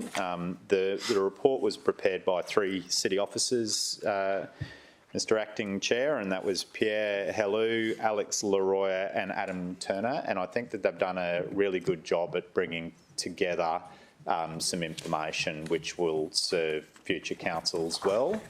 The next scheduled dredging program for the channel for flood mitigation purposes at this stage is 2035.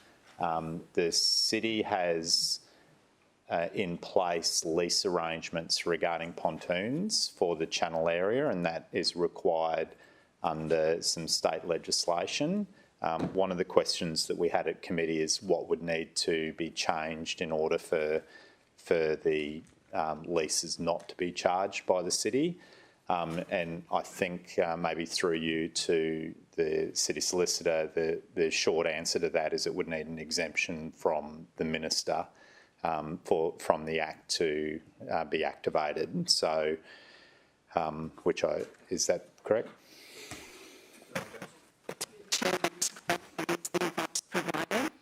I also know there's an item on the agenda subsequently quickly to add 13.1 and address this issue also. Yeah, thank you. So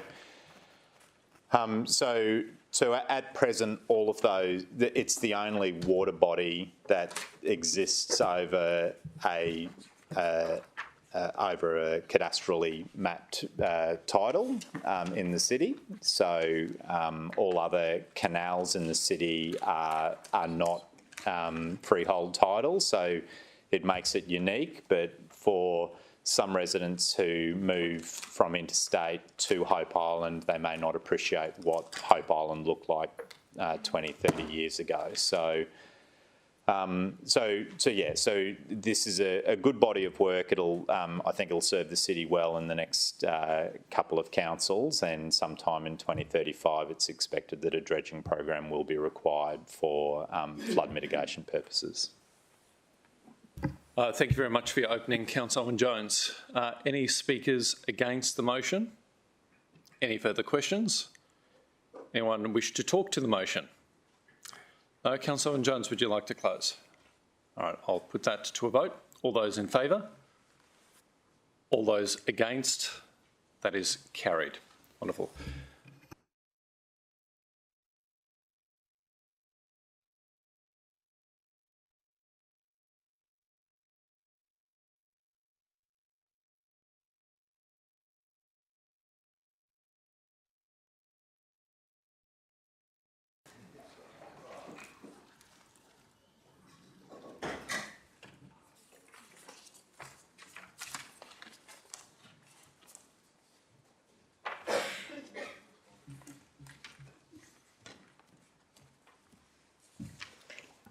Thanks, Councillor Vorster. I'll go to you, Councillor Patterson.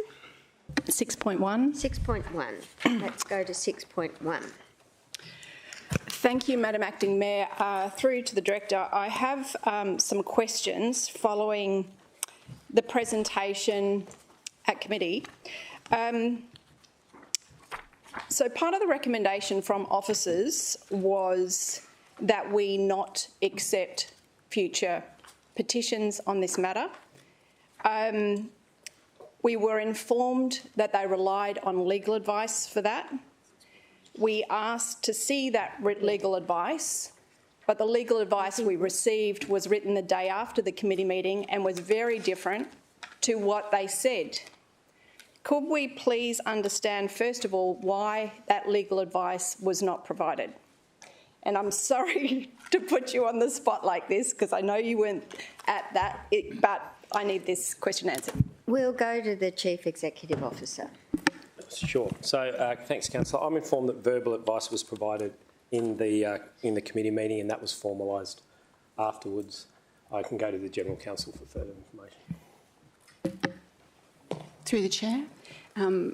I didn't attend committee. As you know, my colleague provided advice on this matter. I'm instructed that it was verbal, less formal advice prior to committee and then formalised in writing after committee, and then subsequently a briefing note was compiled. Okay. There are real concerns with this because what was provided to us in that committee meeting was advice, a recommendation that we reject them, and informed that the verbal legal advice said that we could do that. We raised concerns about effectively overriding residents' important and fundamental right, as you've noted in the briefing note, to be able to make a petition, and we were told, no, that's fine. So I'm curious, what I want to get to first of all is how come that what we were informed was the verbal advice? How come that's so different to the briefing note of what actually was the legal advice the next day, which is very significantly different? Well, through Acting Mayor, again, I can't speak to the officer who provided the advice verbally. What I can say is the advice that was provided in writing following the meeting is correct. So, you know, an officer provided advice. General Counsel wasn't there. I wasn't there. General Counsel reviewed the issue and provided her advice in writing. I can't, Councillor, speak to what was in the mind of the officer who provided the advice in the committee meeting, nor can I speak to that advice because I haven't seen it and I wasn't there at the time, and neither was General Counsel. Okay, so follow-up question to that. So in that meeting, it's even before the meeting because the recommendation relied on it. It's not like they received the advice verbally during the meeting. And this was a starred item. A starred item which the officers would suggest that is not of much concern, but we're effectively saying we're taking away residents' rights. The legal advice that we got the day after said, no, that doesn't actually work. You can't do that, but you may like to consider the fact that the same petition's been made numerous times. I would like to know, Mr CEO, are you comfortable that a starred item came to us for us to sign off on to say that we would not accept petitions on a matter, on future things, based on verbal advice, which we then received the next day to say was incorrect? Through you, Acting Mayor. I'm comfortable that the advice that was provided was correct, which is the written advice. Once again, I cannot speak to what was said by an officer in a room when I was not in the room, Councillor. What I can tell you is the written advice that was provided by General Counsel is correct. Okay. Thanks, CEO. I'll go to Councillor Vorster. Sorry, I do have a clarifying on that, if you wouldn't mind. Okay. So, yes, I agree, 100%. It was right, and I appreciate that you can't comment on something that was noted. But this was a recommendation written Councillor based on Patterson, please incorrect don't legal debate advice. the CEO. I'm If you not. have But a it's a very fair question on a starred item for us to be dependent on legal advice that was in there. So sure, don't talk about something that you didn't see, but this was in writing as a recommendation on a starred item. Through you. I think this is the third time I've answered the same question. No, you haven't answered it. Once again, I'm comfortable that the advice that was provided in writing by the General Counsel was right. Do we get everything right, Councillor, all the time? Of course we don't. Councillor Patterson, please. If I could be allowed to answer the question. Yeah, thank you. So, of course, you know, there are thousands of pages of advice that come to this council. Can I guarantee that every piece of paper that comes here, every paper is correct? No.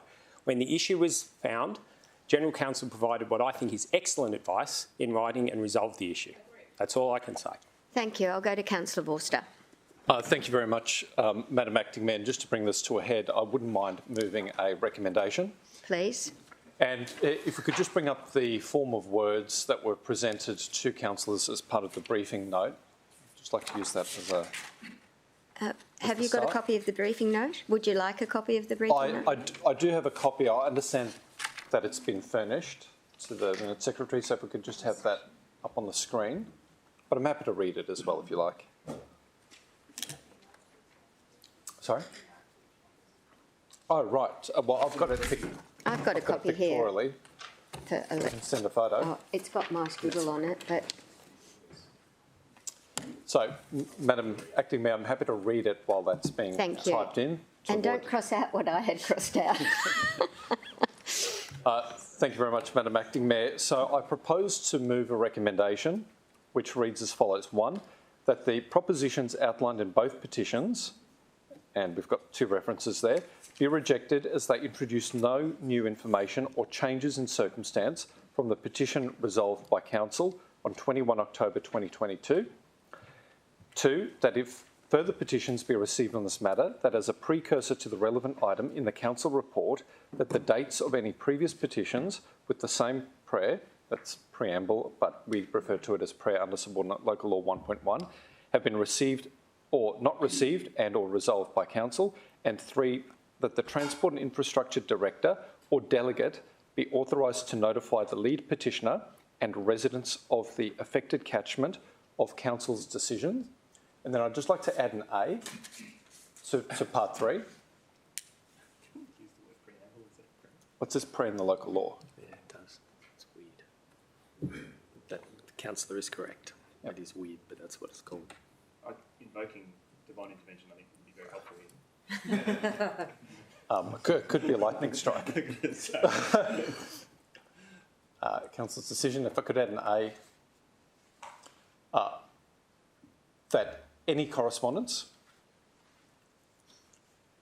include an outline of Council's actions to date to address rat running.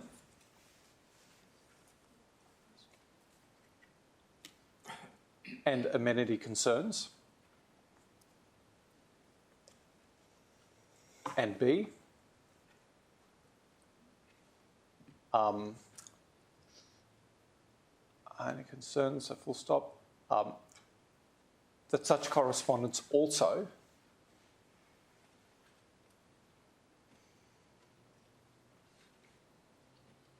provide an explanation that the petitioner's proposed, or the petitioner's proposal may permanently exacerbate through traffic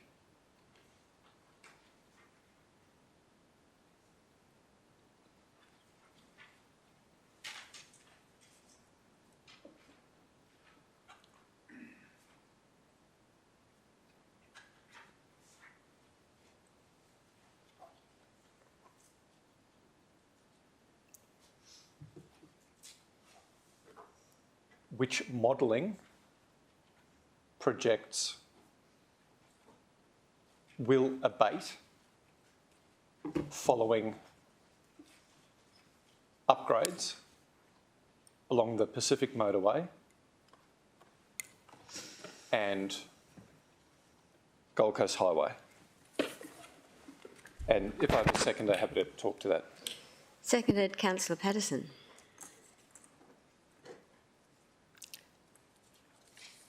Councillor Vorster. Thank you, Madam Acting Chair. Councillor Owen-Jones has perhaps brought something. I was just going to ask, in 2 where you say the same prayer, could we maybe have that as substantially the same prayer? Sure.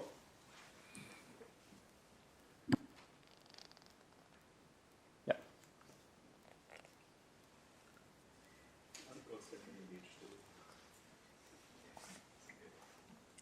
Thank you.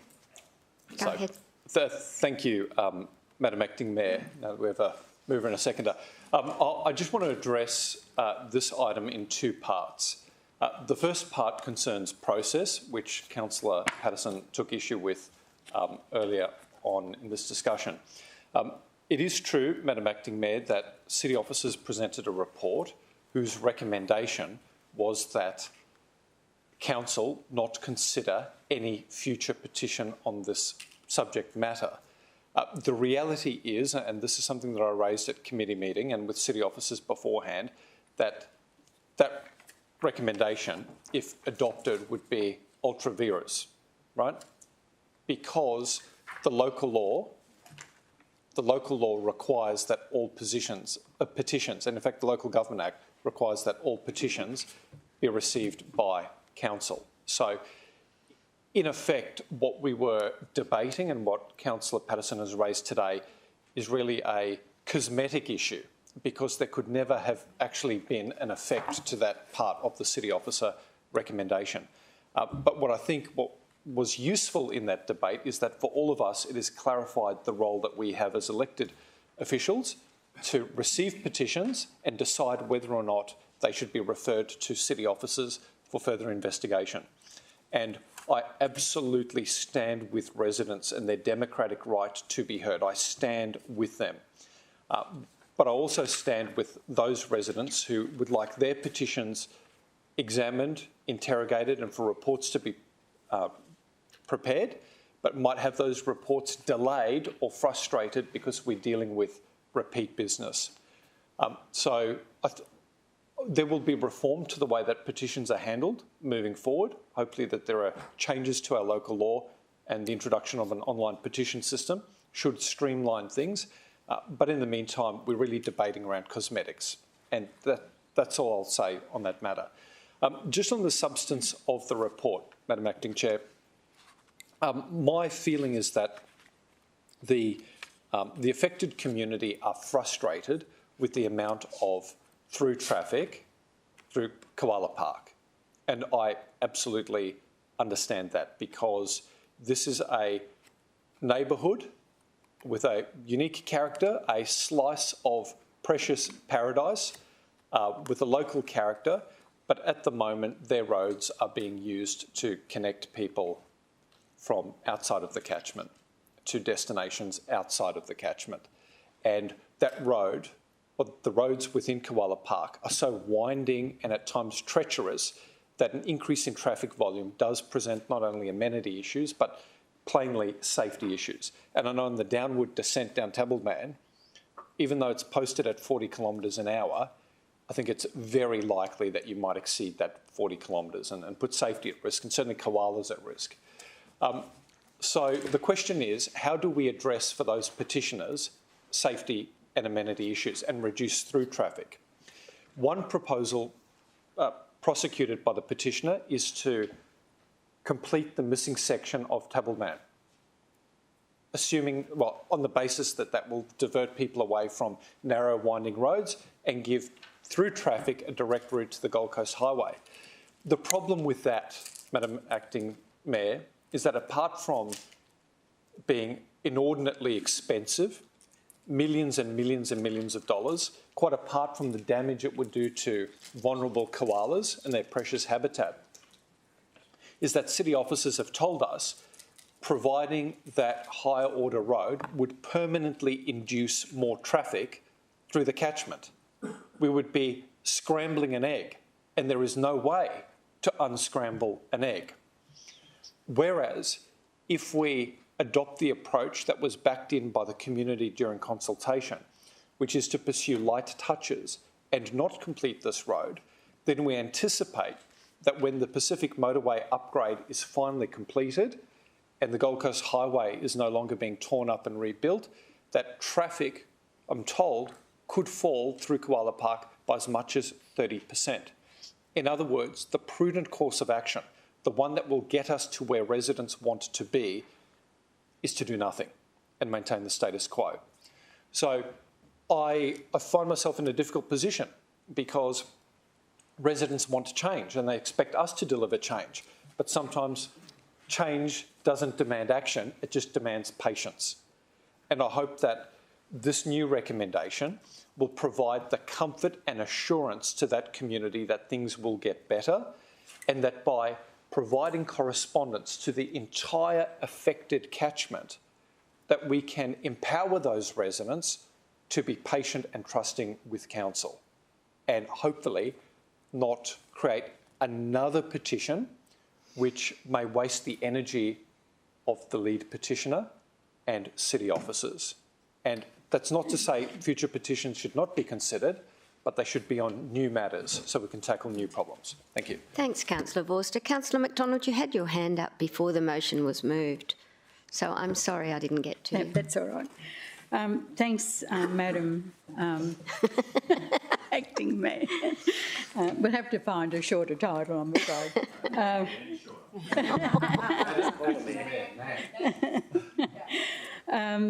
Look, in the officer recommendation, it's a very sad day if the community can't present a petition, especially when they have ticked off all the boxes. It's up to council to then decide what they're going to do with that petition. In supporting this recommendation, as it's in Division 13, I'd like to just give a little bit of history. This problem with Tabbleman Street in Koala Park goes back many, many years. And, you know, you're probably looking back in the 60s, where the top of Tabbleman Street was actually closed off and only allowed for emergency vehicles to go through there. But because it was being bulldozed all the time by vehicles wanting to get through, they finished up, they opened it up, and this problem was created. So with the community consultation that was held, we had many meetings with residents. I had meetings with residents, the officers we had public meetings to get an input from the community. And it was very split within the community. The issue is the amount of traffic that's coming through Koala Park. And I know that Councillor Vorster just said that with the opening or the finish of the works on the M1, it's predicted that 30% decrease. Well, I mean, we haven't got a crystal ball, so we really don't know. But what I would like to perhaps add to this is that after the M1 works are finished, that this be reviewed 6 months after that, just to see if there has been a decrease in traffic usage of this area, because there is major concerns about the types of vehicles. Can I just go back to Councillor Vorster and see if he's happy to include that? Then you can continue speaking to it. Yeah, sure. So, Madam Acting Chair, I'm happy to put up some words there, maybe as a for, that the that a review be undertaken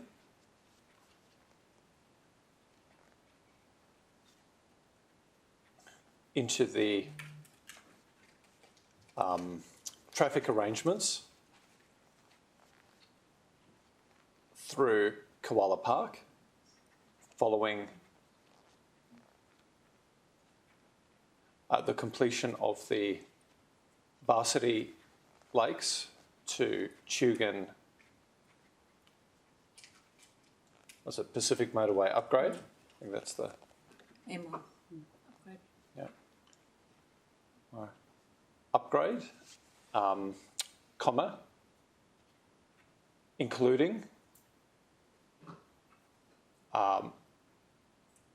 signage which may deter or limit heavy vehicles.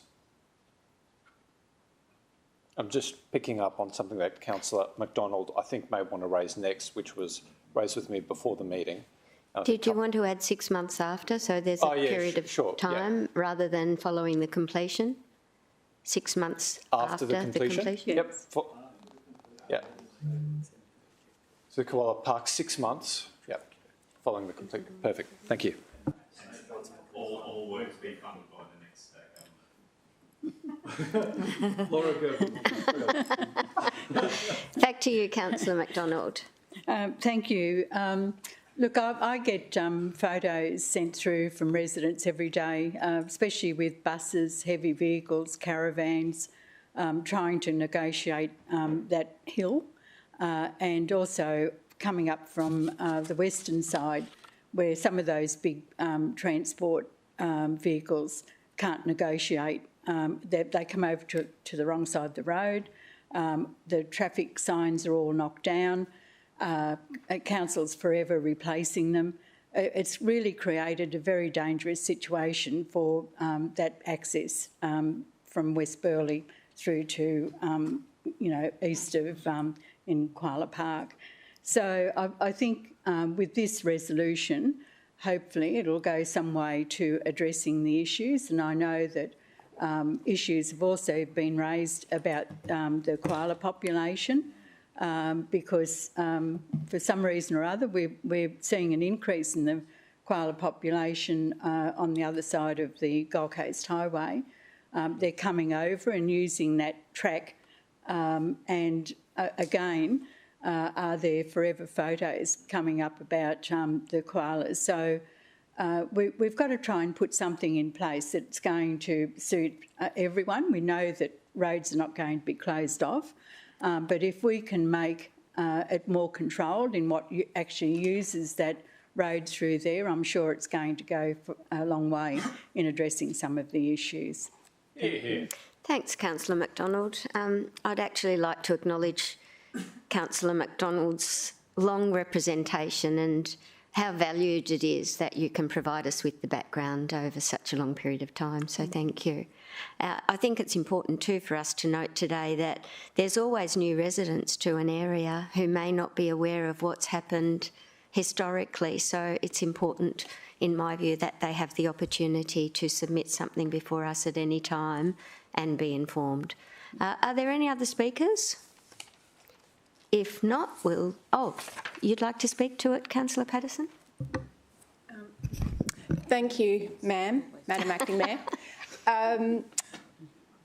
My concerns that I raised earlier were were with regards to governance and process, and when recommendations come to us. I appreciate the work that the council officers have done on this, and that they received their second petition on the exact same matter before they were able to complete the first. So there was a very fair and reasonable concern about continuing to have to address petitions. But I'm very grateful to the clarification we got from the General Counsel on how we should deal with repeat petitions on a matter like this. So I think we know how we go going forward, and I thank Councillor Vorster and Councillor McDonald for their work on this. Thank you. Thank you. We'll take the vote. All in favour? Division. Martin Acting Mayor Gates, Councillor Hamill, Councillor Owen-Jones, Councillor Curtis, Councillor Peter Young, Councillor Patterson, Councillor Castro, Councillor Tozer, Councillor Taylor, Councillor Vorster, Councillor Pauline Young, Councillor McDonald and Councillor O'Neill. That is carried. Any other items, councillors? Oh, Councillor Vorster. Thank you very much, Madam Acting Mayor. I would like to deal with item 6.4, and I suppose I had a question and would like to be involved in progressing a motion. So, Madam Acting Mayor, as you'd be aware, we received a briefing from state bureaucrats about the government's intention to progress planning changes to deal with their ambitions for world surf reserves. The committee recommendation was to not accept the government's proposal on the basis that they have yet to furnish us with any real detail, which is reasonable. However, what the committee recommendation fails to do is actually authorise the CEO to make the submission, which is due by the 10th of November. So I suppose my question is to you, or through you to the CEO, would it make some sense to amend the committee recommendation to authorise the CEO to make a submission in line with the briefing and the memo that was circulated to us after the meeting? Do councillors recall whether it was the Mayor going to do that or the CEO? Well, he wasn't present at the meeting. I'm not sure if he was in the country, but he certainly isn't authorised under the recommendation. So whether it's the Mayor or CEO. Through you, Madam Acting Mayor. I'm always willing to receive more clarification, Councillor. So if you would like to direct me to do that, I'm happy to do it. I would have done it in any case, but to avoid any uncertainty, I'm always happy to receive further direction from this room. So back to you, Councillor Vorster. Look, thank you, Madam Acting Mayor. And I think although it could have happened automatically, the risk is that if a letter is sent just with the Mayor's signature, it doesn't carry the full weight of the Council. So in order to assist the Mayor in his representations and advocacy, what I propose doing is moving the committee recommendation with an addition that the Mayor or CEO... I think just put or, and then we can work it out. Yeah. The Mayor or CEO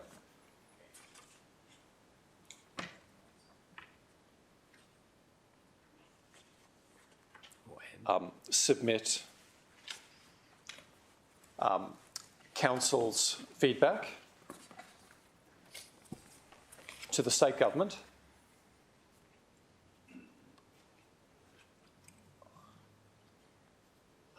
in accordance with the correspondence circulated to councillors.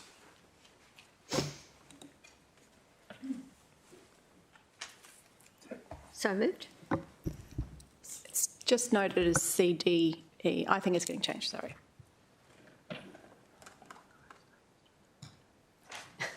Do I have a seconder for Councillor Vorster's motion, please? Councillor Pauline Young. Do you wish to speak to it again, Councillor Vorster? Thank you very much, Madam Acting Mayor. Madam Acting Mayor, we know that the surfing industry is worth billions of dollars to the Gold Coast. We also know that surfing is part of our cultural identity. And we also know that no local government on this continent spends more money and more political energy than us ensuring that our waves and our beaches are safe and that they're pumping. Whether it's groins, offshore reefs, beach nourishment, careful development, no local government does more. In fact, I would say that the corporate knowledge held within the Gold Coast City Council exceeds that held by any other level of government. And why wouldn't it? We're custodians of one of the greatest economic, social and natural assets on the eastern seaboard. Madam Acting Mayor, what was fascinating during the meeting that was held very recently is that state bureaucrats entered this room to solicit our feedback on their plan to protect the World Surf Reserve that we declared 2 or 3 or multiple years ago. They wanted our feedback, and I was eager to give them that feedback. I wanted to share with them the work of this council protecting and enhancing waves. I wanted to give them feedback about how we took decisive action to extend the Kira Point groin as part of our 3-point plan for coastal protection in the aftermath of ex-tropical cyclone Oswald, when the state government refused to do anything. I wanted to share that feedback, that we can be trusted to do our job and protect our waves. But I couldn't really give them that feedback because it quickly dawned on me this was a very insincere offer on their part. And Madam Acting Chair, the reason why it was insincere is that the state government's only lever, their only lever to protect waves that they tell us exists, is to amend what's called State Code 8. State Code 8, a mechanism of planning instrument, of the prevailing planning instrument. So, when they asked us for our feedback, of course my very first question was, excuse me, state bureaucrats, I'd love to give you some feedback, but in order to give you that feedback, I actually need to know what you propose to amend in State Code 8. Can I see a copy, please? Oh, no, we can't show you a copy. Okay, you can't show me a copy, but what about everybody else who participated in the community consultation? Have they seen a copy? Oh, no, they haven't seen a copy.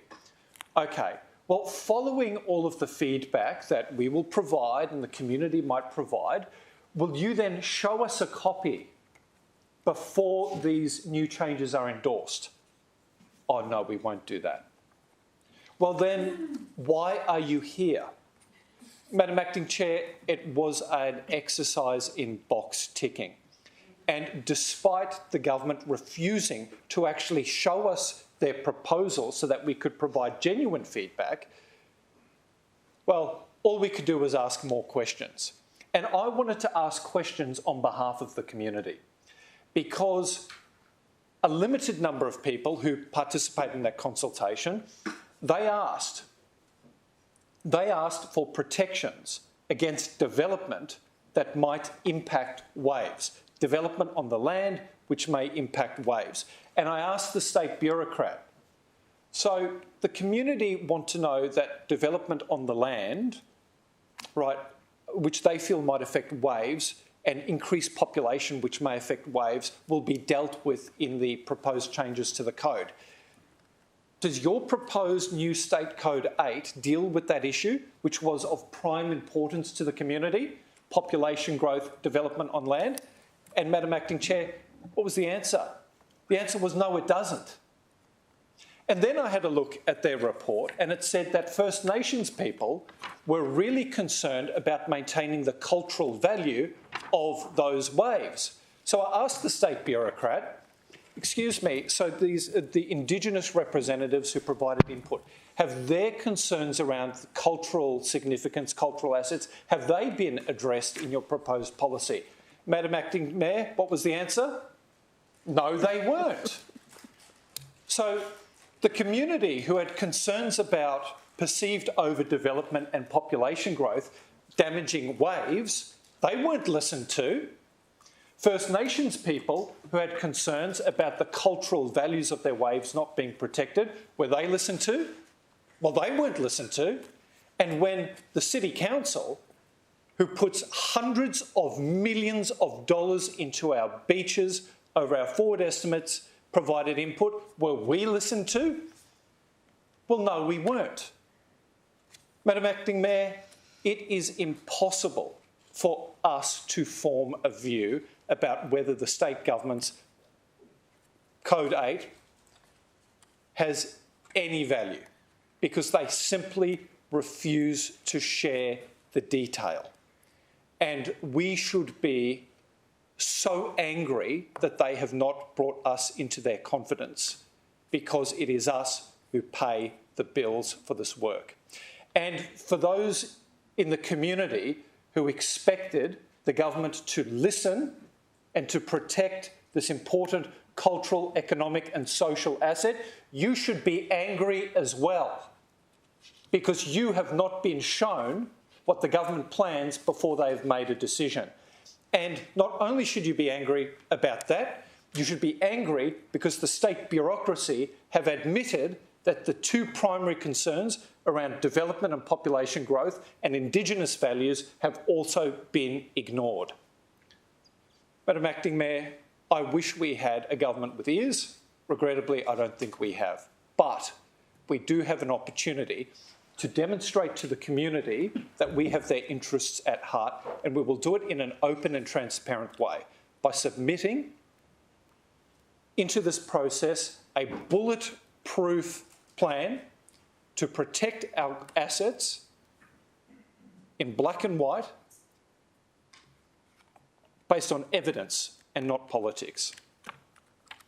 Thank you. Thank you. Do I have anyone to speak against? Against waves. No one wants.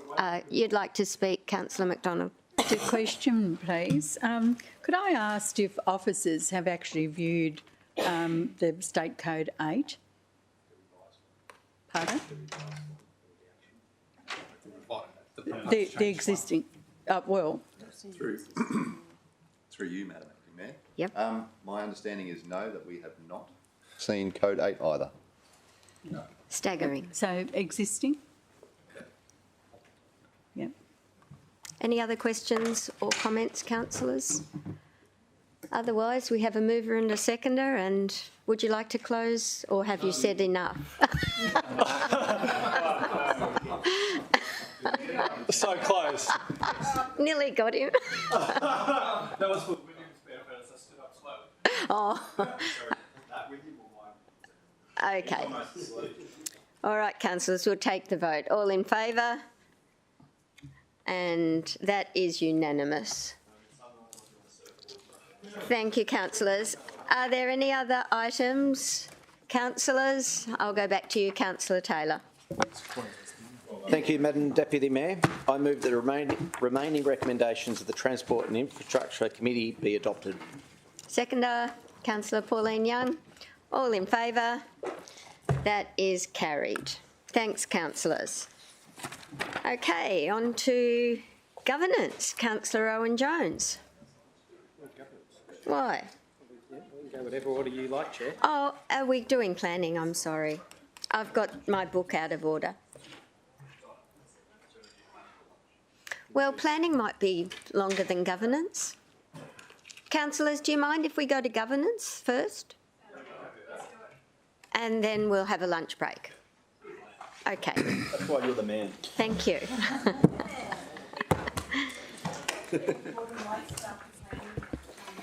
Oh, well, we'll do governance now. I've completely mucked I'm it going to up, try but- something different. Thank you, Councillor Gates. Good. I move the report of the Governance Administration Finance Committee meeting held on Tuesday the 17th of October 2023, covered by recommendations 1 through to 12, be received. Thank you. Seconded, Councillor Patterson. All in favour? That is received. Any items, councillors? Councillor Vorster. 8.1 to begin with. Thank you.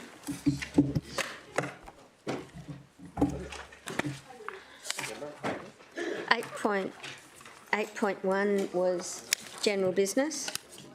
So we'll go to 8.1. Thank you very much, Madam Acting Mayor, and thank you for the role that you have played prosecuting the case for reform.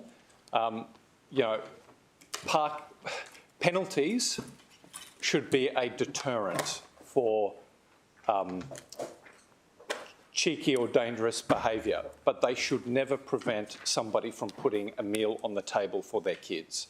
And given the cost of living crisis, some of our fines have become very, very punitive. And that's not because we've deliberately made them punitive, it's just that inflation, which fuels changes to the penalty unit calculations, have made things very difficult for us to sometimes justify fines. And I've spoken to many, many families in very challenging personal circumstances that have been impacted by heavy, heavy fines. And I think we need to restore a bit of humanity.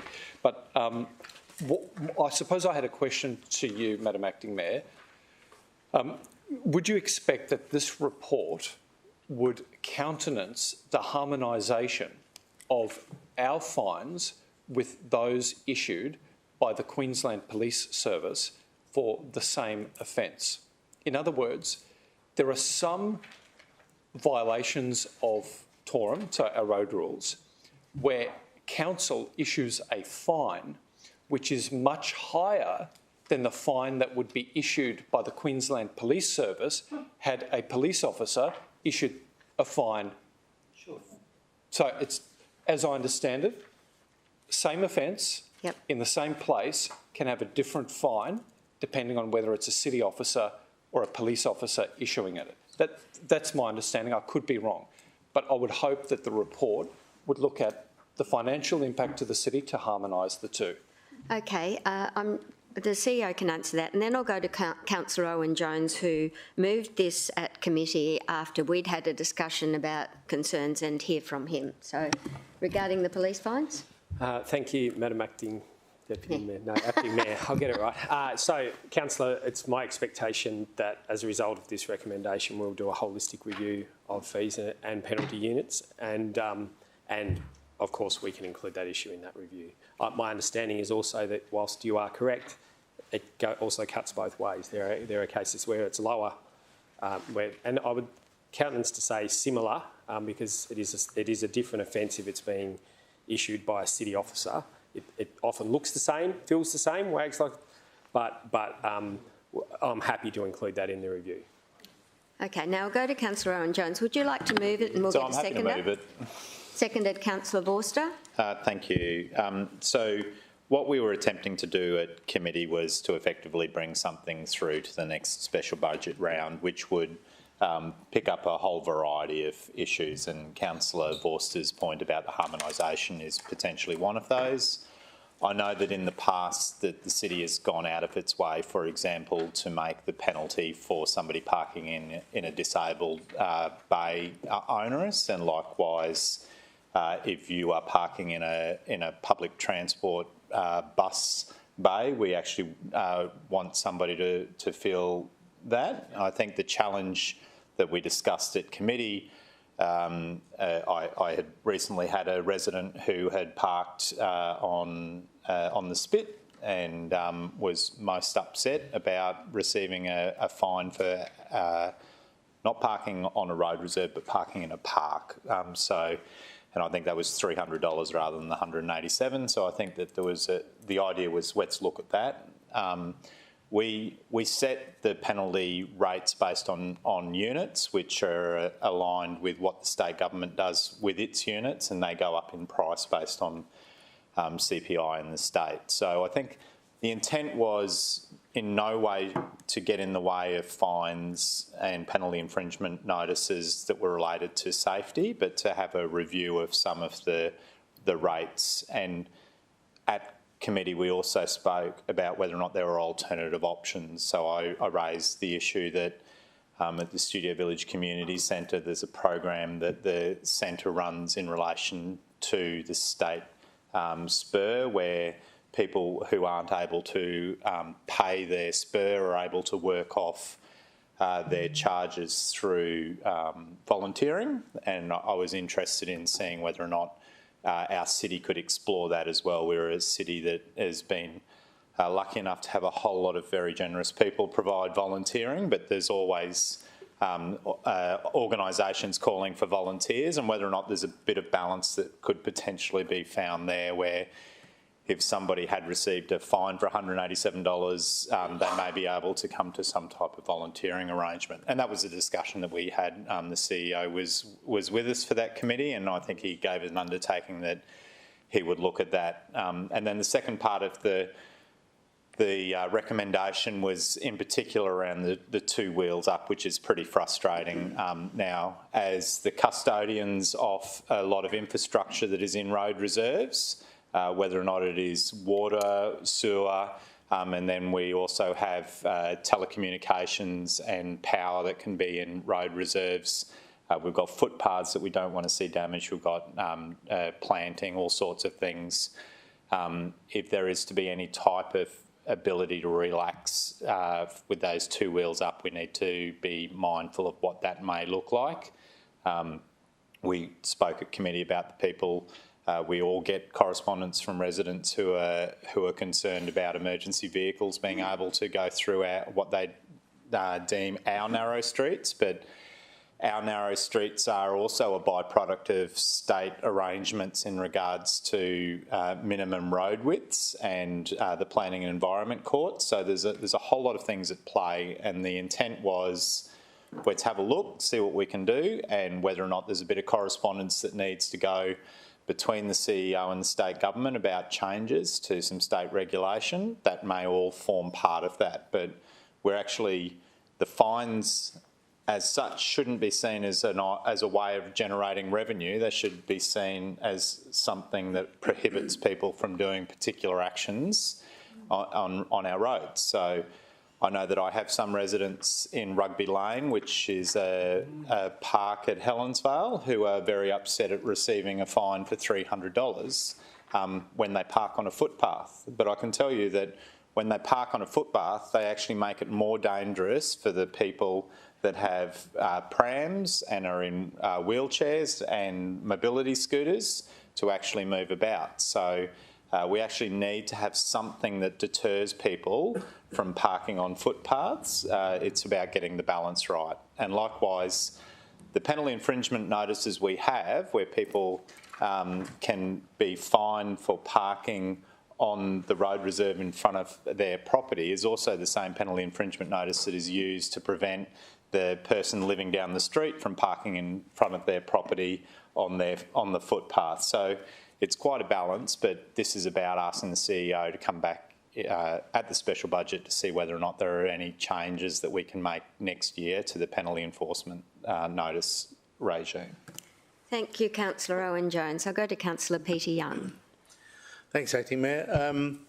I recall budget deliberations from last year, and of course, being budget deliberations are in closed session, so I can't be too specific, but we were implored by a councillor to support significant uplift in the number of officers that would be responsible for detecting and issuing fines for parking infringements, which was something that concerned me greatly at the time. And what I think we've seen is a pretty significant array of fines being issued for what ordinarily would be considered fairly mundane and unproblematic situations. I had a gentleman receive a fine for washing his car on the verge. There's no footpath, just a grass verge, and he had his car there washing it and got a nice fine for that. And it just seems a little bit over the top. And I think reading the newspaper article, you and I haven't spoken about this, but reading the newspaper article that cited your concerns, I think that's where this might have stemmed from, just the proliferation that comes from these vehicles that go out and detect. And I'm supportive of the enforcement where there's a real danger and where there's a real issue, but a guy washing his car is not, in my opinion. So there needs to be some discretion, and I think it's healthy that this will be further evaluated. Thanks very much. Thanks, Councillor Young, and you're absolutely right. I think at budget time, our concern was mainly school zones and the terrible problems that we have around schools right across the city. So with the introduction of the park safe vehicles, it was an obvious move that we would support more officers in particular to manage that, but there have been what I would call unintended consequences. Councillor Vorster. Thank you, Madam Acting Mayor, and I think it's worth clarifying a point, but I just need to double check it. So to you, or through you to the responsible director or manager, could I just clarify that the park safe vehicles do not detect in breaches of the road rule, including being 2 wheels up on the curb or washing your vehicle in a driveway, but instead deal with parking on a yellow line? Okay, we can't answer that. Do we have an acting director? Yeah, we do. We can get the Director of Transport in to answer that, if that's okay. Or we can take it on notice.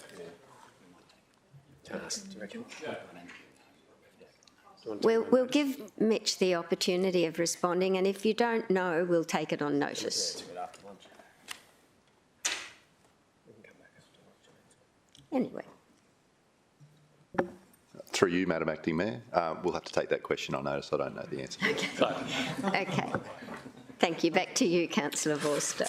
So thank you, Madam Acting Mayor. So I think it's just important to clarify the suggestion that Councillor Peter Young has canvassed, which is that... I think it might be more than just yellow lines, because I think the Oxenford Sailing Club, where they're parking in boat trailer car parks, that's been significant. I would imagine they've been used in that situation too. My understanding is that the park safe vehicles can detect parking on yellow lines and that they detect overstaying, but they do not detect the sort of breaches that we've discussed, like being... Okay, we'll have an answer after lunch. Yeah, great. So, okay, well, that kind of broke my rhythm, so I'm going to sit down. I'm so sorry. I didn't mean to break your rhythm. So, Councillor Gates, I'm happy to close by saying that they actually can also detect vehicles that are parking in trailer bays. I can confirm that because I get a lot of queries in that space. So I look forward to the report. I look forward to being made a non-confidential item sometime in June 2024 so that I may read it online. And can I just, before we take the vote, can I just reaffirm that we will get an answer for Councillor Worcester following our lunch break? But you're not voting on them. Thank you. I'll take the vote. All in favour? That is carried. Thank you. Any other items, councillors? Councillor Vorster. Yeah. So Councillor Jones indulged in lifestyle, I'm indulging in governance. Classic. So, Madam Acting Chair, just item 8.2, just like to change that recommendation. Go ahead. And I'm sure there's a pro forma for this, but if not, I'm happy to quickly email it. What I'd like to do is I'd like to append or create a new part 2, which reads as follows, that this report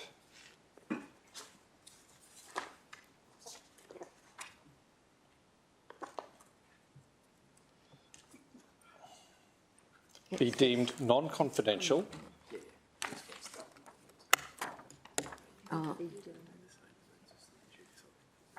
except for those parts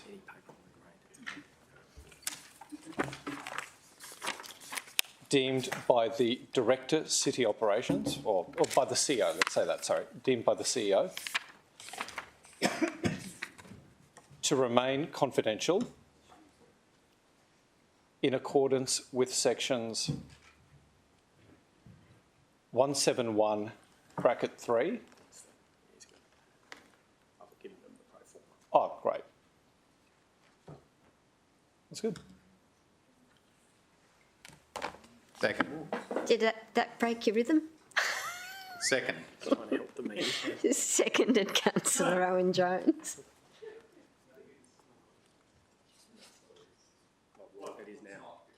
Well, I appreciate we've said that it's confidential, but the reality is the media has confirmed that it's been provided to them. So It doesn't make it non-confidential under the Local Government Act. it's in the public domain. Doesn't make it non-confidential under the Local Government Act. So if I wanted to share that document with my community, I can't legally. Okay, do we have a seconder? Yeah. Councillor Owen-Jones. Just flipped it because that's the standard order. Okay, so you're happy with that? It's been flipped because that's the standard order. Okay, did you wish to speak more to it? Thank you, Madam Acting Mayor. Look, there's been a lot of public commentary concerning the prospects of the Gold Coast hosting the Commonwealth Games in 2026. As a matter of public record, I remain entirely unconvinced, and that's not because I think there's merits one way or the other. It's because I haven't had the benefit of understanding the Mayor's proposition. Now, it's true that since committee or at committee, our CEO circulated a report, and I'm very grateful that that report has been circulated. But I think there's a public interest in having that report circulated as widely as possible to the community, because ultimately the ratepayer may be exposed, and the ratepayer deserves to know what the basis of the pitch might be. This does not call for the wholesale release of that document, which is actually my preference, but affords our CEO the ability to exclude those portions of the report which may need to remain confidential to afford the Mayor an opportunity to present his proposal to the Council for our consideration. So I think it gets the balance right. Thanks, Councillor Worcester. Councillor Owen-Jones. So just a question through you to the CEO. So the material that was emailed from your office to councillors, the report was actually undated, so I'd be interested in knowing when it was actually authored. So if you could provide that, that would be appreciated. Thank you. Any other questions or comments? If not, we'll take the vote. All in favour? Madam Acting Mayor Gates, Councillor Hamill, Councillor Owen-Jones, Councillor Curtis, Councillor Peter Young, Councillor Patterson, Councillor, your hand up there, Councillor Castro?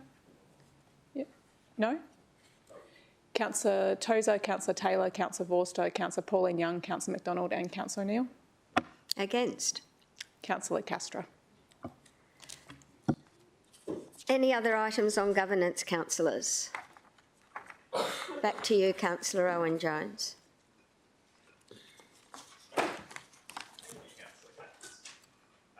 If the remaining recommendations of the Governance Administration Finance Committee be adopted.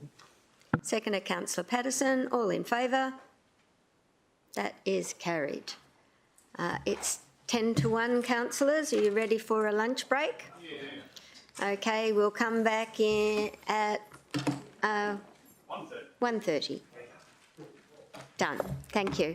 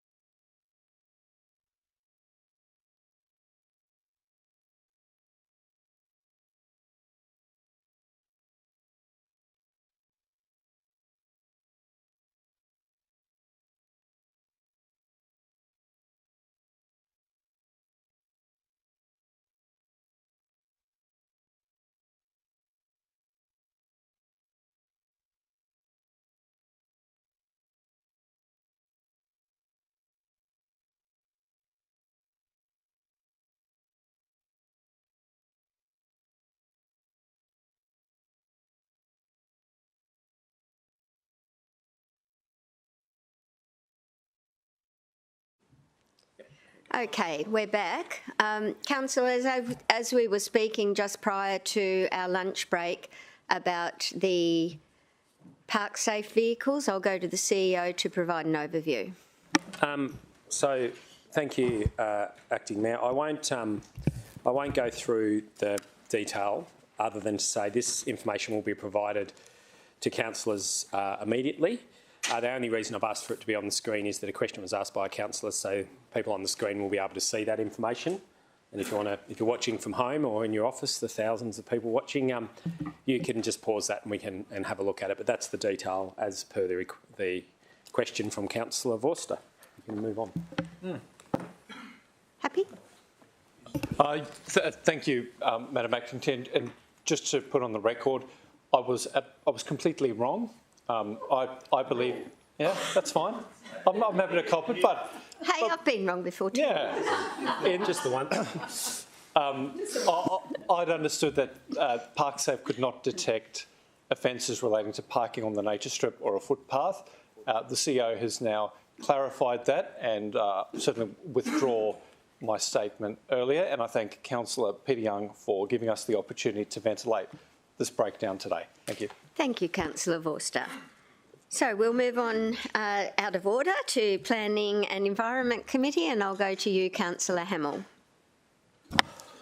Thank you, Madam Acting Mayor. I move that the report of the Planning and Environment Committee meeting held on Thursday, 12th of October 2023, covered by recommendations 1 to 6, be received. Okay, and I'll second that. And all in favour? That is carried. Any items, councillors? Councillor O'Neill. Thank you, Deputy Acting Chair. 6.1, just to move it and speak to it. Thank you.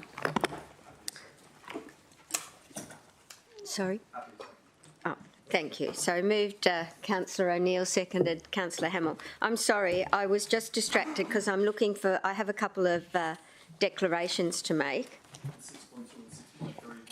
Thank you. So go for it, 6.1. Thank you very much. I'm just getting up to speak to, this is a Jazzland site in McLean Street, which is the centre zone in Coolangatta. Been in the assessment now for almost 2 years, a very sensitive site, heritage listed, part of an original dance floor and facade that needed to be acknowledged and certainly kept in any form. I just want to praise the Heritage Architects in Council for their diligence on getting what I consider to be a fantastic conservation management plan for this application, because that has really, I think, is the crux of the whole matter, that we have to make sure that we keep our heritage listed aspects of buildings as they're proposed. It had a lot of objections, 478 to be exact, and a couple of petitions. And I'm speaking today because I want those submitters to know how much change went on over those almost 2 years in assessment. Nearly all aspects of their submissions were addressed and changed to, I'm sure, that is something that we can all live with and can be proud of in the Coolangatta area as well. The height went from 75.5 metres, first reduced to 68 and then down to 58.7, which we deemed, the assessing planners and myself deemed to be acceptable in that area of McLean Street in Coolangatta.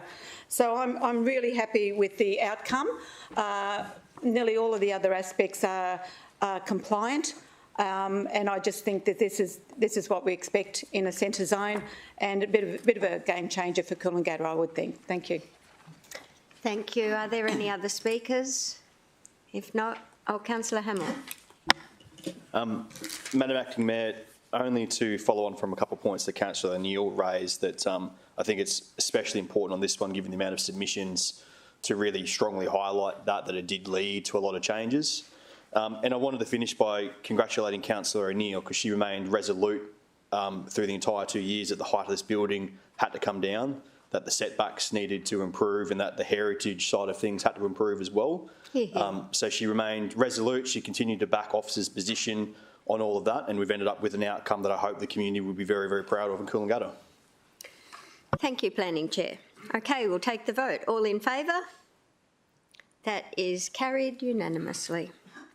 So, moving on to 6.2, councillors, I need to have that dealt with separately because I need to make a declaration. This declaration is not required because the gifts were not within the relevant term, but there may be a perception of a perceived conflict of interest due to the fact that I did receive those donations many years ago in 2008 and 2011 from BC Curry Surveys, who are the town planning and surveyors for the project. So I would like to remain in the room and participate in the decision, and I hand it over to you to decide. Councillor Tozer, our favourite mover. I'm nervous that the motion we're talking about isn't on the screen, but based on the information you provided the meeting just verbally, accepted $1,000 in 2008 and $4,170 in 2011. I didn't. I'm very familiar with your BC Curry declaration. I've heard it a few times, but just we'll wait until the declaration comes up. I'm going to move that due to the length of time between the donation and now. There it is. That bit about. Do I have a seconder? You know what? We can leave it remote and minor if you like. Oh, thank you, Councillor Peter Young. Yeah, we'll use the one on the screen. That sounds great. I'm happy to move that. Seconded by Councillor Young. Anyone else wish to speak against the matter? All in favour? Councillor Hamill, Councillor Owen-Jones, Councillor Curtis, Councillor Peter Young, Councillor Patterson, Councillor Castro, Councillor Tozer, Councillor Taylor, Councillor McDonald and Councillor O'Neill. Thank you, Director. Now, would someone like to move the item? Thank you. Seconded, Councillor Peter Young. Do you wish to speak to it? Look, honestly, I will actually speak to it. It's a frustrating application that we have dealt with, but the council officers have worked hard to even implement some additional conditions at committee. Frankly, this is a very long, maybe a kilometre or more long kind of access driveway that's shared by 7 properties to deliver an acreage subdivision some kilometre back from the road. It's not an ideal outcome. It's not the kind of development outcome we're hoping, but the city plan does allow for it. The conditions that officers were able to work with me on and we adjusted at committee, I think deliver a better outcome. But frankly, I hope that the development manager, the applicant ultimately delivers that and has regard for the existing residents living in pretty quiet acreage in that area and makes sure that the access road is delivered in a way that does not obligate any other owner in the area to deliver fencing or improvements to road over the coming 10 years in the life of the road. Thanks. Thank you. All in favour? That is carried. Thank you, councillors. And if we could now deal with item 6.3 for me to make another declaration which is not required due to receipt of funds, as none was accepted in the relevant term, but in the public interest, I make the declaration that in 2014 and 15, $1,850 was received from the town planning consultant, but I've considered my position and hope to remain in the room. Do we have a motion? Councillor Peter Young. Acting Mayor, at committee I move the procedural motion that you may participate in the decision despite the conflict because it is remote and minor and the public interest is best served by your participation in the matter. Happy to do that today. Thank you, Councillor Young. That's seconded by Councillor Hamill. Does anyone wish to speak to it? If not, we'll take the vote. All in favour? Councillor Hamill, Councillor Owen-Jones, Councillor Curtis, Councillor Peter Young, Councillor Patterson, Councillor Castro, Councillor Tozer, Councillor Taylor, Councillor Vorster, Councillor Pauline Young, Councillor McDonald and Councillor O'Neill. Thank you. Do I have a mover for the item? Councillor Hamill. A seconder, please. Councillor Tozer. Would you like to speak to it, Councillor Hamill? Briefly, please, Madam Acting Mayor. So we have the Cypress Avenue development application here in Surfers Paradise, a 8,000 square metre block, which is 9 titles that have been amalgamated together. So a large holding in Surfers Paradise. With approval today, with the endorsement of council, we will see 3 towers developed, which will deliver 335 short-term accommodation units and just over 1,000 new dwellings into our sale and rental market in the city. It's a broad mix of 1, 2, 3 and 4 bedroom units, which is really important. Being such a large site, this has enabled the developer to get what I believe is some excellent outcomes in terms of things like tower separation, where we've got up to 25 metres in between towers at some points. We've seen some excellent podium outcomes of good setbacks and good modulation in the podium to make it interesting and get some additional landscaping outcomes. A childcare centre included as part of the development to ensure that residents who occupy those 1,000 units in the future have got a childcare solution within inside their own building. Just over 1,300 car parks to support the development. A light rail station directly out the front of it and a high frequency bus stop at the rear of the building. As part of this upgrade, there will also be condition on the developer to upgrade Cypress Avenue to improve the capacity of the intersection, which means not just for this development but for that overall part of Surfers Paradise. Whenever those lights turn green, we will get more cars through that intersection more quickly. There will also be conditioned to do some fairly major sewer line upgrades to improve capacity for this part of Surfers Paradise, and have a condition for a $30 million infrastructure charges contribution. Madam Acting Mayor, the one thing about this development that I absolutely love is that we know Harry Triguboff will build it. You may have seen some media about it this week where he's confirmed that again, but it's one thing to get approvals, it's another thing to have someone that actually builds these developments. So as we did at committee, I'd like to put on the record again today that we thank him for that, and we look forward to seeing this one built and seeing 1,000 new dwellings added to our city's supply. Thank you, Councillor Hamill. Do I have any speakers against? I'll put it to the vote. All in favour? That is carried. Against? Councillor McDonald. Do you want your name noted, Councillor McDonald? Please note Councillor McDonald voted against. Okay. Any other items, councillors? Councillor McDonald. Thank you, Madam Acting Chair. In regards to 6.4, I just wanted this to be dealt with separately because I wish to vote against. And the reasons, would you like to hear my reasons why? We'll have a mover and a seconder. Moved Councillor Owen-Jones, seconded by Councillor Hamill. Did you wish to open debate, Councillor Owen-Jones, before I take Councillor McDonald? Okay. Go ahead, Councillor McDonald. I'm quite happy to allow the mover to have a say. The mover's declined the opportunity. Are there any questions, or does anyone wish to comment on the recommendation before us? Thank you.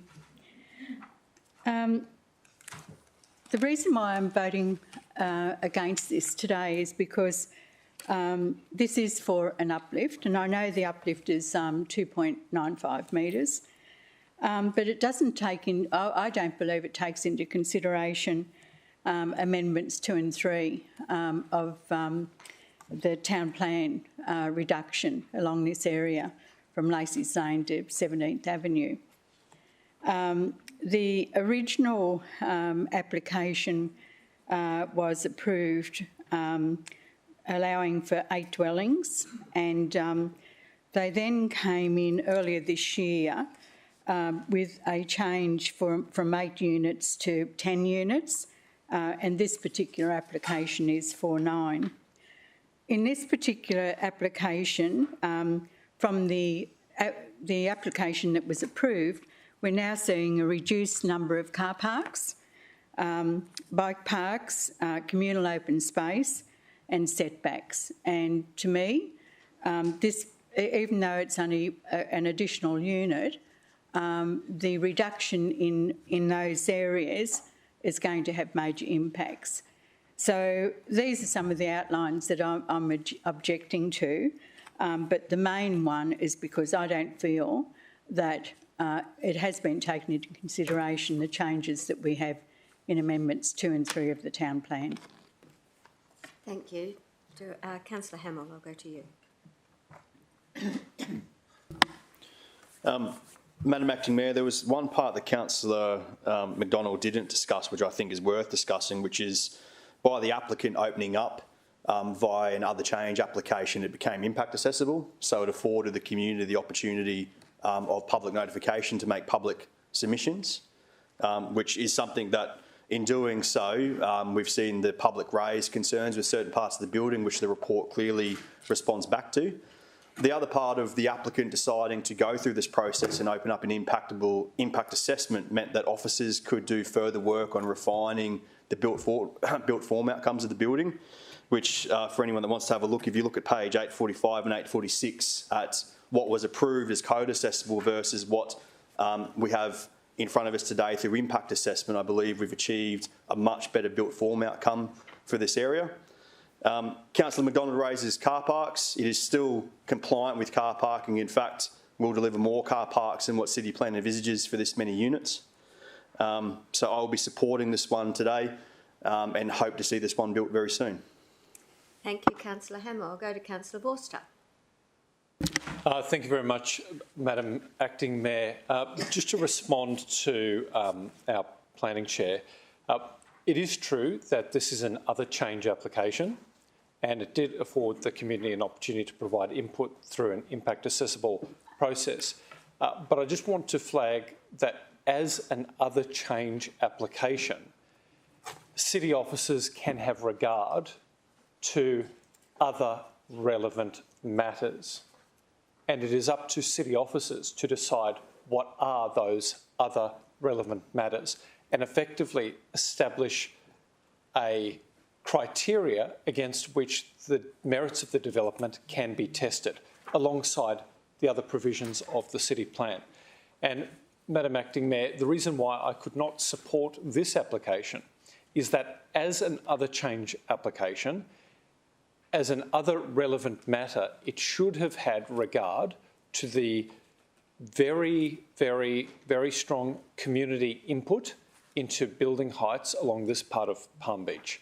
And in fact, so strong were those submissions by the community that this council on the floor actually intervened into the city plan amendment process and lowered heights from, I think, 29 metres down to 17.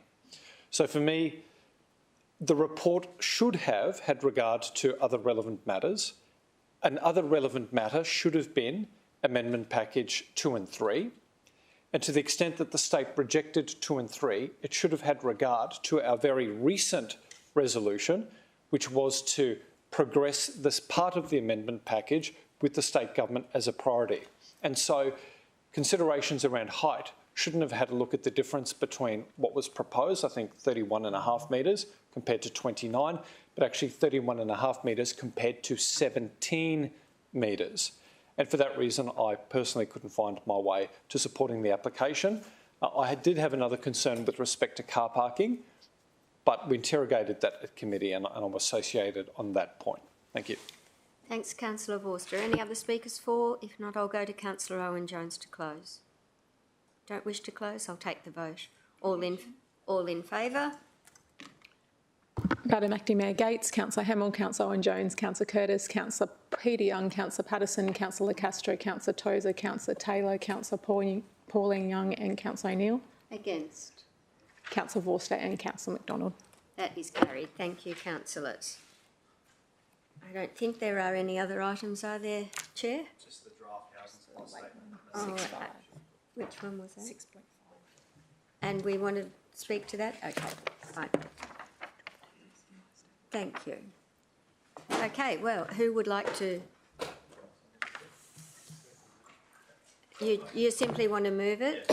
Move Councillor Hamill, seconded Councillor Peter Young, and would you like to speak to it?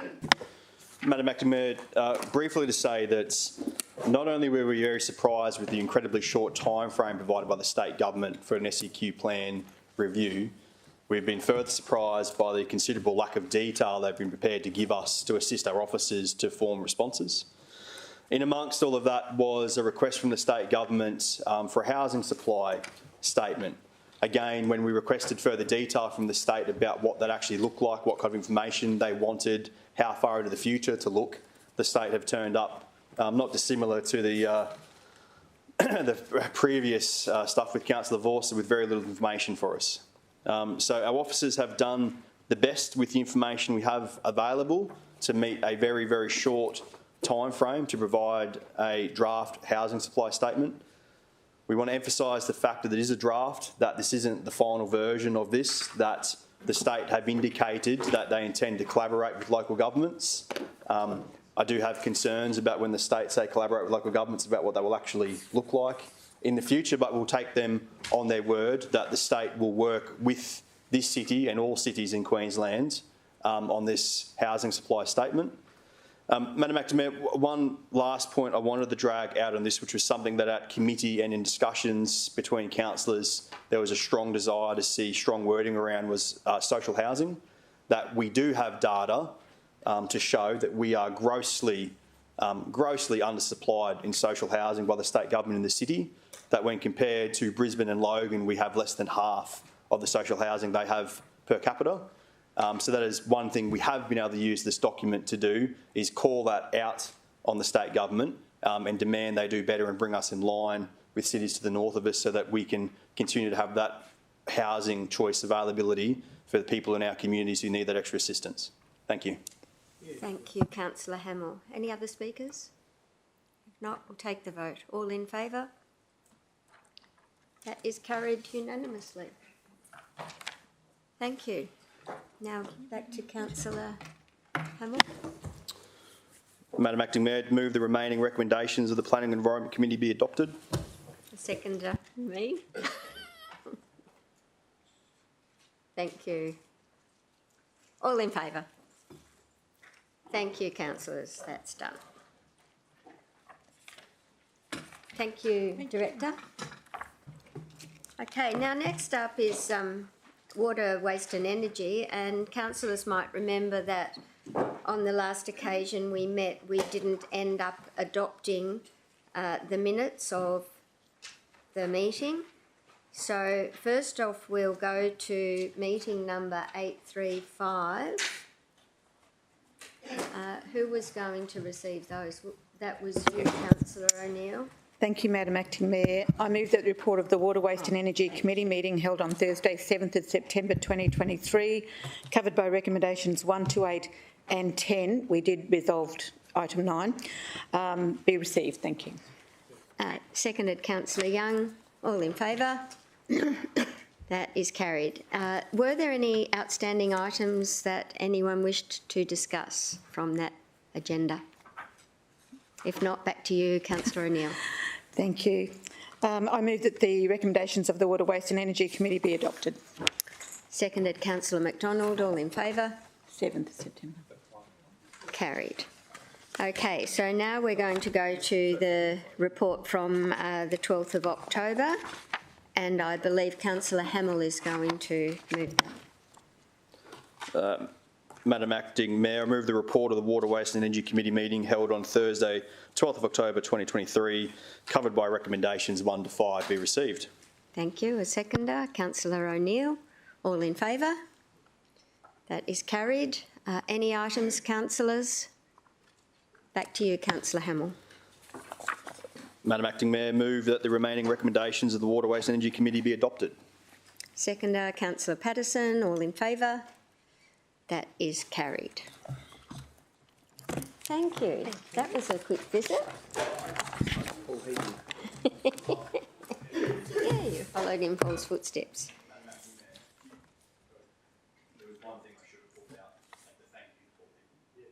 I think we'll deal with that in other business. Thank you.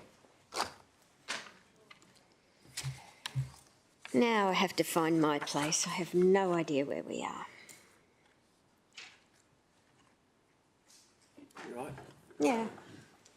Oh, so we're up to consideration of notices of motion, and there are none.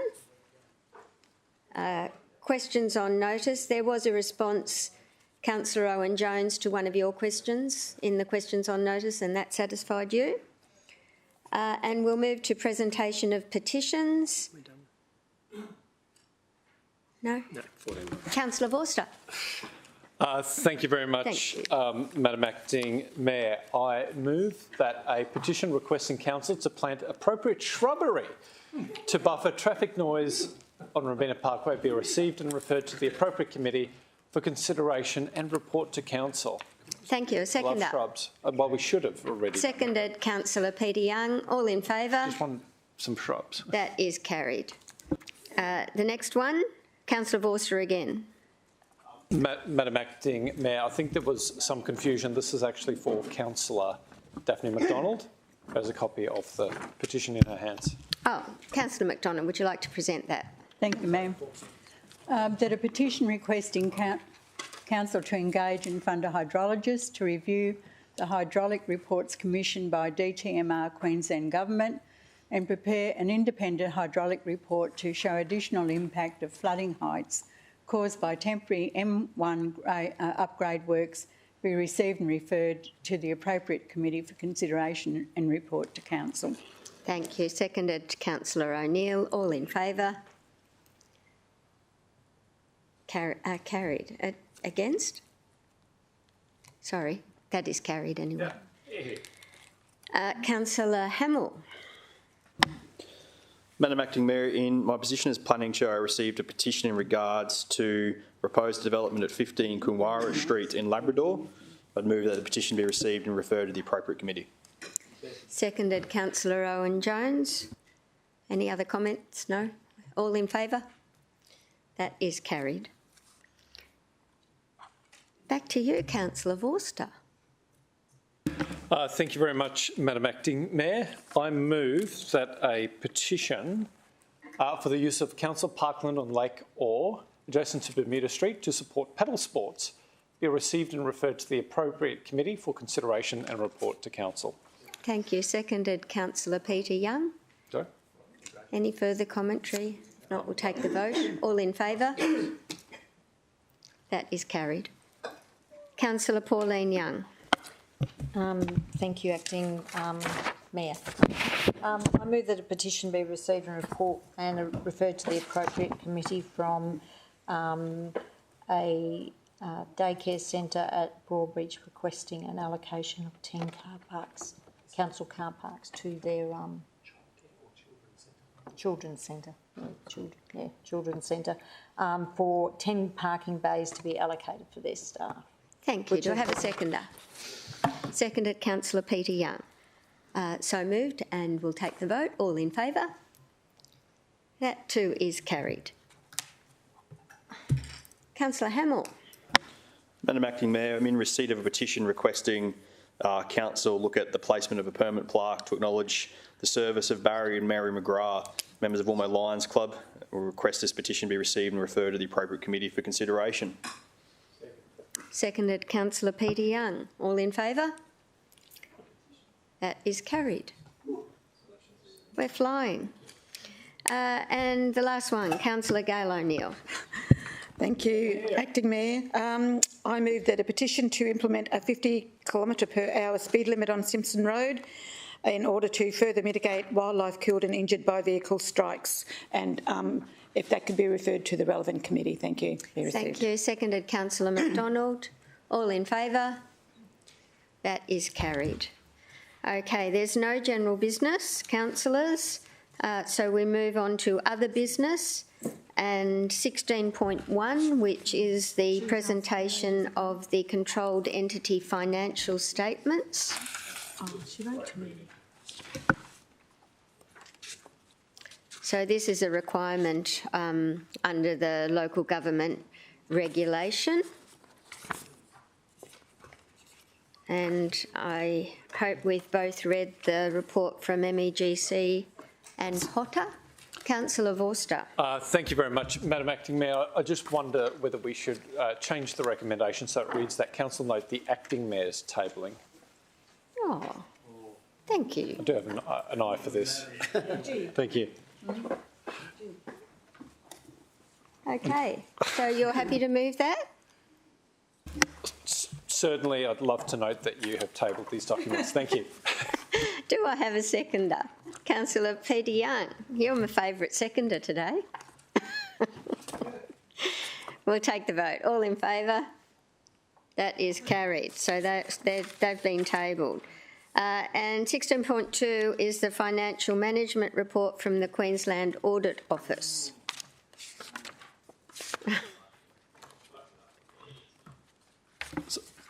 So, Madam Acting Mayor, could we amend that one as well? There we go. Acting Mayor. Perfect. Thank you. So moved. Do you wish to speak to it? So seconded. You'd like to have a question? Madam Acting Mayor, so I've had the opportunity through Audit and Risk Committee to be part of this process with Queensland Audit Office and our Audit and Risk Committee with the financials from the last year. I just wanted to make a call out to Jackie Frost and her entire team for the extremely positive feedback that our financial area has received from Queensland Audit Office. We've gone from a position of having some issues around reporting of entity financials to actually having them delivered a month earlier than the Queensland Audit Office needed. We are tracking for next year to even be further ahead of that. So I just wanted to take the chance to congratulate Jackie Frost and her entire team on that work. And if she could pass that thanks on to all of her staff, that'd be greatly appreciated. Thank you. I don't know that she's here right now. Oh, yes, she is. Yeah. Thank you, Jackie. Okay, now we need to take the vote. All in favour? That is carried.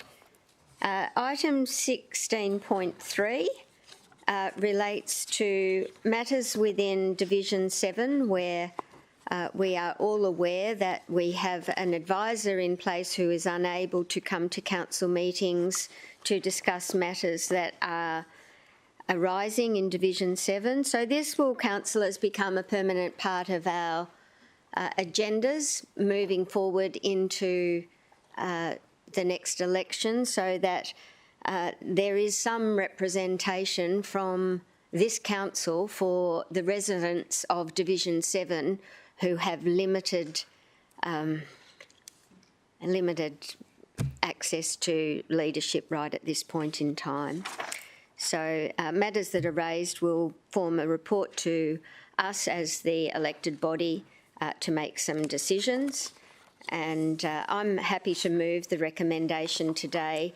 The things that are being noted in today's report are the discretionary grants allocations. There's a couple of delegations that you will have noticed in your pack that provide the CEO and the Mayor with opportunities to carry on business in Division 7 while it's hamstrung in the way that it is. And there was a $300,000 allocation of local area works funding for the Labrador Football Club from Division 7 funds. And I just wanted to share with you that that has particular relevance because I think there's about another $500,000 government grant that's available should we approve that funding today, and I'm assured that it is in the very best interests of that community. So I think that about covers off on it. If I have a seconder, Councillor Owen Jones, does anyone wish to comment on it, or will we just take the vote? A question, Councillor Patterson. Madam Acting Mayor, to the CEO. Just given the extreme limitations on the appointed advisor, where she really has no ability to impact anything in that, I'm just wondering if you, on behalf of the city, have made any comment or sought feedback from the State Minister on whether that appointment makes sense, whether it should be continued. Residents have reached out to me concerned, and I appreciate that's being paid by the state, that salary, not local government. But sorry, correction, we are paying two wages. We're paying two wages. Absolutely. Oh, okay. So the state invoices us for the amount paid to the advisor. So residents have shared their concern that we are paying two salaries and they are getting no representation from a specific advisor there. So I appreciate this was an unprecedented circumstance, but the appointed advisor role seems to be creating more frustration than less, given, as we can see today, she really has absolutely no power in that role, but she's being paid for it. Through you, Acting Mayor. I guess my only response to that, Councillor Patterson, is that we are all creatures of the Local Government Act, for which is the state government responsibility. The state government, through the minister, have set up the rules of engagement around the advisor. They've made those rules very clear to the advisor. It's not really for me, unless council specifically asked me to do it, to engage with the Minister for Local Government and his office and his department. They have determined the best pathway forward.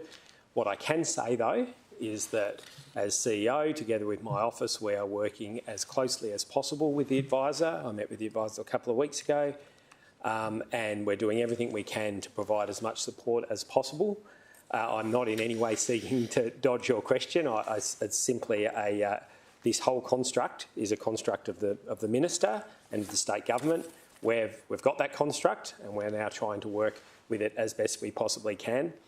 I would just make the observation, though, that the advisor is there. If members of the public want to raise concerns with them in the office, that is the role. But over and above that, really, it's a question for the state government who have created this construct, not the City of Gold Coast or the City Administration. Thank you. Now I have 3 questions. Councillor Young, Councillor Tozer and Councillor Hamill. I'll go to you, Councillor Young, first up. Thanks, Acting Mayor. And I appreciate all of that we've just been told by the CEO. But noting that this person's role is advisor, and I appreciate the restrictions that apply, but that person is able to interact with the community but cannot vote here in the chamber. But I wonder if we're able to seek advice from her on any matters or her opinion. So the intent of this report, which has been created by the city, is that this is the mechanism by which the advisor can advise us of issues that are going on inside the division, or for the way in which you can communicate. I think it's been made public that the advisor is not allowed in the chamber, let alone voting. So this is the mechanism for which we can seek advice. This is the conduit back to this meeting, essentially, this report. Thanks. And I may be speaking out of turn, but I know there was a request from the manager of the Office of the CEO seeking the ability to publicise all of the restrictions that have been placed on the advisor, and the government was loath for us to do that. So it's difficult for us to keep the community informed of the situation, and any future queries, I guess, should be referred directly to the minister, who may or may not be aware of the difficulties that we are aware have been encountered by the situation. Councillor Tozer. Thank you, Madam Acting Mayor.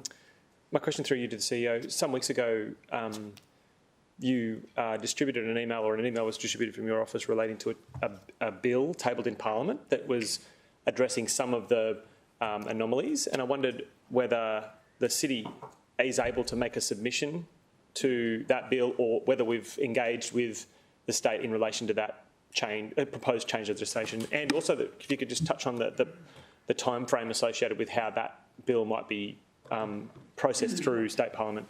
I'll have a go. Again, you're asking me to talk about a state bill, so I will do my best. So in relation to a submission, we haven't made a submission to the bill. The bill's out for public consultation. There's been a first reading, as I understand it, so it's been tabled. If council were of a mind to want to put a submission, we can. As a general rule, the city administration doesn't provide a submission unless asked to by council. We can do. We have provided councillors, or if we haven't, we're about to provide councillors with a summary of those changes. I want to be clear that those changes, on our assessment of those changes, is that they're not specific to this matter. They're much more broader than that, and they've been in the pipeline for quite some time. I'm happy to ensure that the summary of changes is provided to councillors, and if council is of a mind to provide a submission I'm happy to provide a submission. But generally speaking, on bills of this nature, given it's about the elected officials, the city administration doesn't automatically make a submission. How long do we have? I'd have to take that on notice. Okay. Sorry, there was a second part to the question. How long? Well, it's a matter for the Queensland Parliament about when that bill. I can get you the target date, and I can come back to you offline.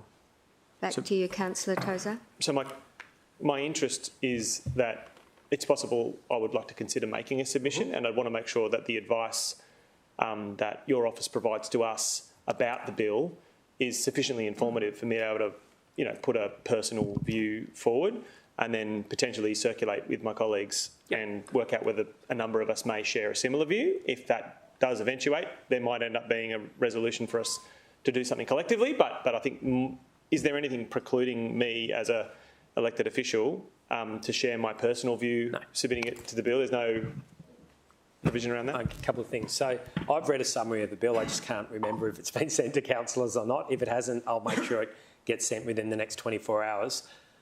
I'm not here to provide you with personal legal advice, but as a member of the public, you're allowed to provide a submission. Thank you. Thank you. Now over to Councillor Hamill. Madam Acting Mayor, just for the information of all councillors and on the public record, while waiting for this to be resolved, there has been a planning matter that required resolution in Division 7. So officers reached out to me as Chair of Planning to give my delegation for that to be dealt with by the Manager of City Development. In an era of caution and with transparency, I went to Acting Mayor Gates and to neighbouring Councillor William Owen Jones to seek their input on the application, which for the public record is 79 to 81 Musgrave Avenue. After receiving that information, we've given the Manager of City Development the go-ahead to resolve that application. I have had a lot of correspondence from individuals and groups who have had concerns that obviously there are some significant planning applications in Division 7 at the moment going through assessment and coming towards the end of that time frame. I am taking meetings with all of those individuals and groups that wish to. Some of those groups have indicated a desire to meet with the Mayor at the same time, which we will do. But that's obviously important that there's been a lot of community interest in a couple of big development applications in that area. Assessment continues, and on the public record again, any individual or group in that area that wishes to speak with officers, we can definitely arrange that. Can have a meeting with the Mayor about it, can have a meeting with the Planning Chair about it, can have a meeting with anyone about it to seek our input onto those important matters in that area. Thank you. And I would like the community to know how very welcome they are to contact each or every one of us if they so feel, because I think we all regret the situation they're in where they have no real representation until the issue is resolved. Councillor Patterson. Thank you, Madam Acting Chair. Just to Councillor Tozer's point, I just thought I'd make comment. I have raised concerns on behalf of residents with the Minister's office. The advice from the Chief of Staff to the Local Government Minister was that they would not be accepting any changes to this bill regarding this matter because it's too short a time for them to consider. Thank you. It's on public notification, so I shouldn't imagine it's not possible to make a submission. But anyway. Help me understand what's happening then. We are in a public notification phase where members of the public can make submissions. I'm trying to interpret Councillor Patterson's commentary with what you've said. So we are in a public... Yep. I'm just telling you what I was told. Nothing will get changed is what I was informed by the Chief of Staff. Of the bill, not the DA. No, the bill. The bill. We're speaking about the bill before Parliament. Great. Excellent. Not about the DA. Okay, Councillor Owen Jones. So could I just speak in favour of the... Yes, please.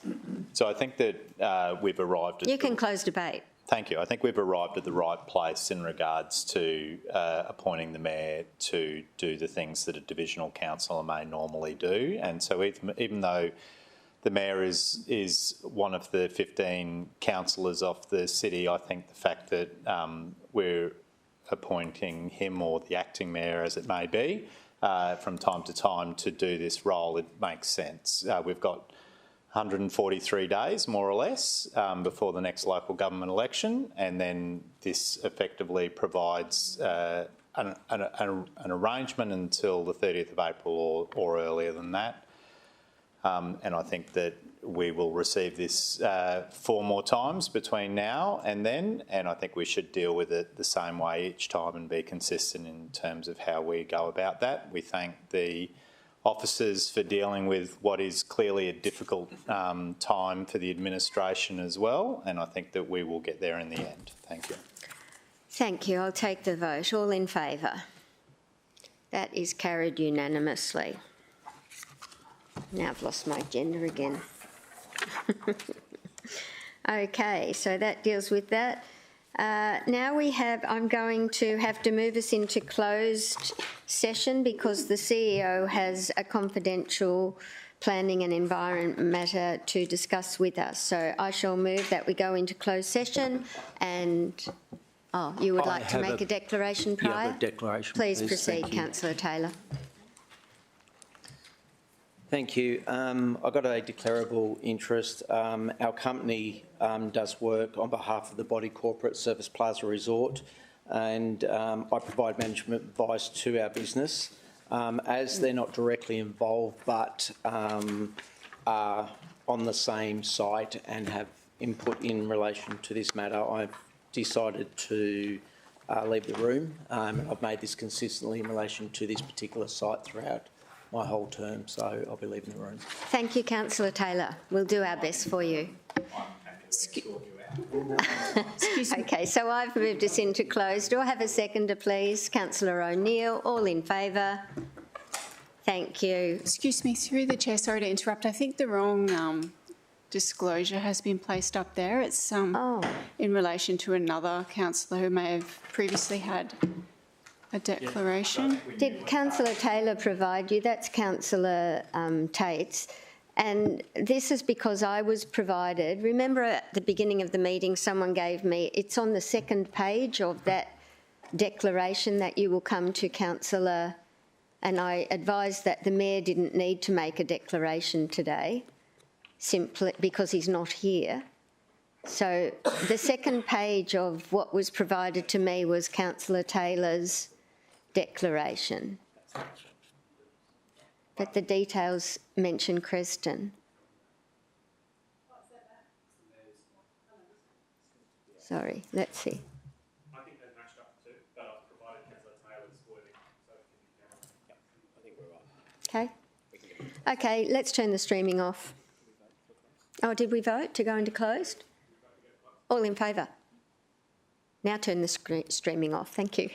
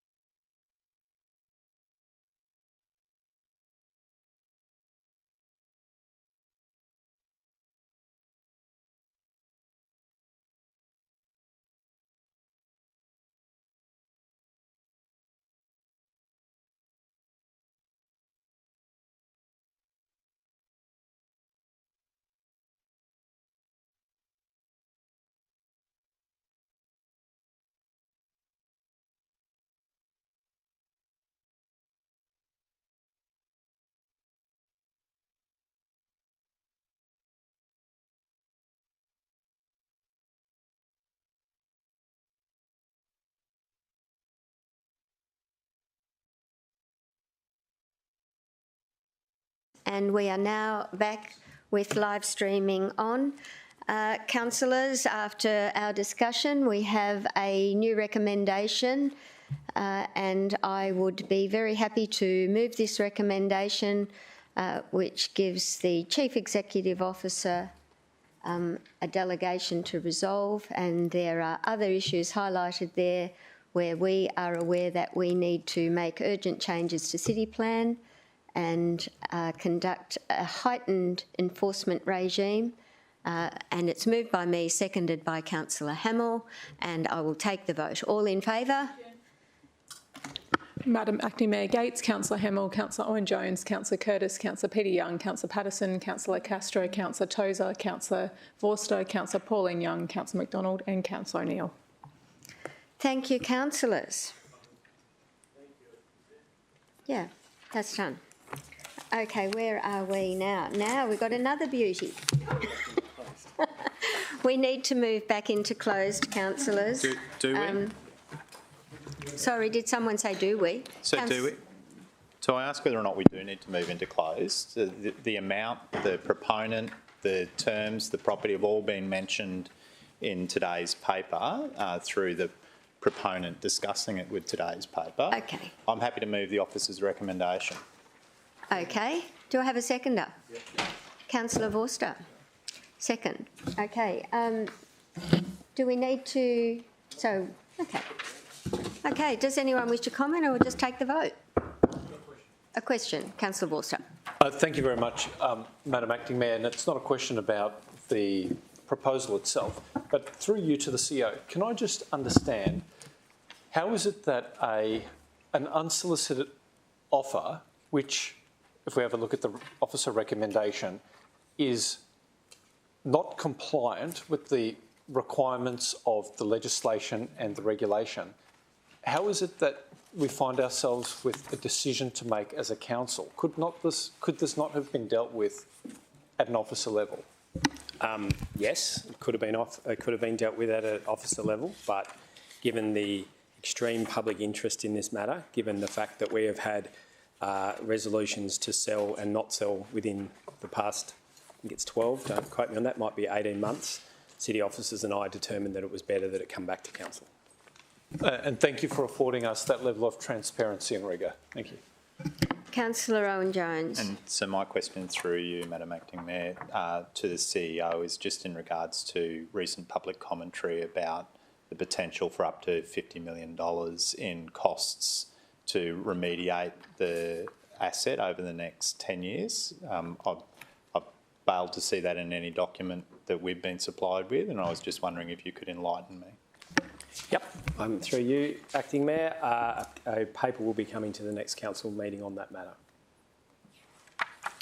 So I note that our last resolution talked of $3.4 million over the last 10 years. So if it is substantially different, I'd be very interested in knowing how it got to be so. Through you, Acting Mayor, a paper will be coming to the next council meeting on this matter. I thank you for your advice. Would you like to open or close debate? I'm going to close debate, and that is in February this year we dealt with this matter. I'm surprised, like most of my colleagues are, that it's come to us again, because in dealing with the matter in February there was actually a foreshadowed motion during the governance committee which talked about potentially it being discussed about a sale, and that foreshadowed motion didn't get up because there weren't the numbers for that to happen. I think at the last council meeting where we dealt with the property, we made it very clear that we were interested in seeing what the financials look like, and for that to come before the council. And from memory, it was 6 years worth of P&L. 6 years of profit and loss, yeah. The councillors haven't had the benefit of seeing that because it wasn't due to come until the 2023 financial year was resolved. So I would hope that that body of work is being done, and that we have an administration that is working hard to deliver a better outcome for an asset right in the heart of Surfers Paradise. I know that Councillor Taylor has spoken quite passionately about the need for renewal in that area, and I think it starts with us administering that asset far better than what we have in the past. We were also waiting on a parking review of all existing public and private off-street parking to be considered next October. Thank you for closing debate, and I'm sorry to chip in, but we'll now take the vote on the motion before us. And if I could call a division, thank you. Of course, a division, please, Alicia. All in favour? Madam Acting Mayor, Councillor Hamill, Councillor Owen-Jones, Councillor Curtis, Councillor Petty-Young, Councillor Patterson, Councillor Castro, Councillor Tozer, Councillor Taylor, Councillor Vorster, Councillor Pauline Young, Councillor McDonald and Councillor O'Neill. That is unanimous. Well done. Thank you. Is there any other business? There is. On your indulgence, Acting Mayor. Councillor. So over the past 3 weeks in fact, the city has lost 2 senior executives, and I wanted to take this opportunity to speak briefly about each of them and ask the relevant committee chairs to speak as well. So the first director I would like to mention who is no longer with the city administration is Paul Heaton. So last month, as I mentioned, Paul finished up as the Director of Water and Waste. Paul is best described as a quiet achiever, but make no mistake, quiet achievers get things done inside this city. There is no doubt in my mind that the reason we have not had a major failing or issue with water or waste in this city since Paul has become Director is because of his level of commitment, his dedication and the excellence in the way in which he delivered in that role. You know, you turn the tap and the water comes on. I think a lot of times, a lot of ratepayers and a lot of us simply take that for granted. The waste gets collected inside this city. I particularly want to pay tribute to Paul for his work on the JJ Richards contract, which was recently signed, one of the largest waste collection contracts, in fact the second largest ever completed in Australia.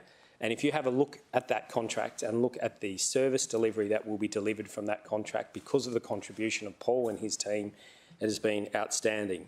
I also want to say that there'll be a part of Paul's working life that many people watching this today and many even councillors wouldn't see, and that has been his ability to mentor, lead and guide the water and waste team through its early creation after All Connects, and then the creation of that team. He's been an inspirational leader inside our city, and he's been an incredibly important part of our executive, and he goes with our good graces. I'm sure Paul, would be cringing if he heard me talking like this, because he was very, very keen to just quietly go, but I won't allow him to quietly go. I think it is vitally important that we as a city administration realise that we stand on the shoulders of people like Paul inside this organisation, and the reforms that we're putting in place that, yes, will deliver significant improvement to the city are largely because of the foundation that Paul laid as the Director of Water and Waste. So on behalf of the city administration, I want to personally thank him.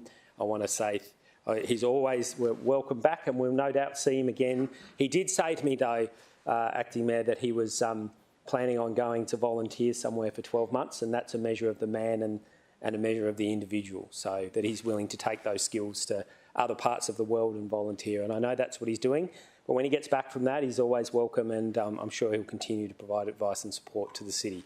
I now ask the committee chair to speak.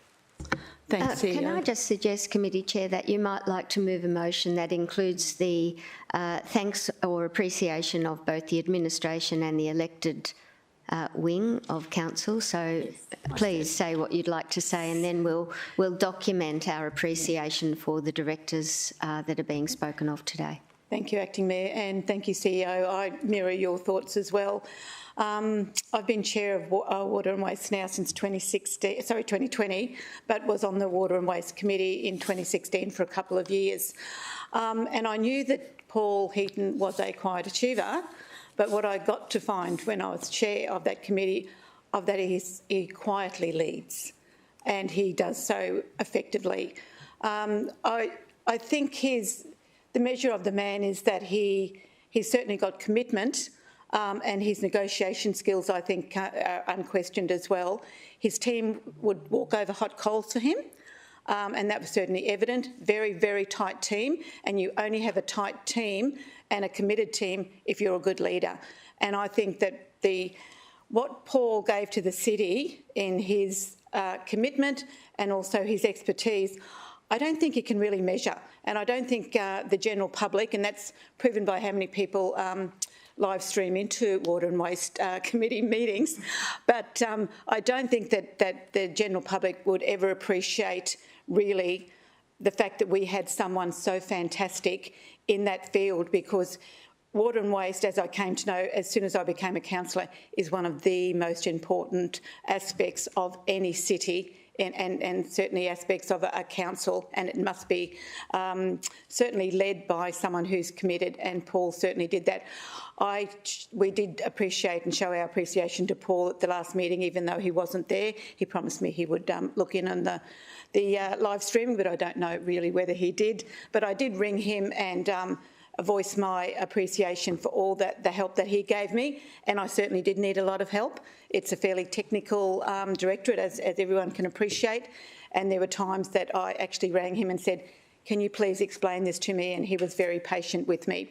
I sort of made it known to him that I would need that and I would want that on a regular basis, and he was very, very patient with me. So on behalf of all the elected representatives, and I think all of you feel the same, and a lot of you have worked with Paul longer than I did as well, but we thank him for his service, and we will miss him.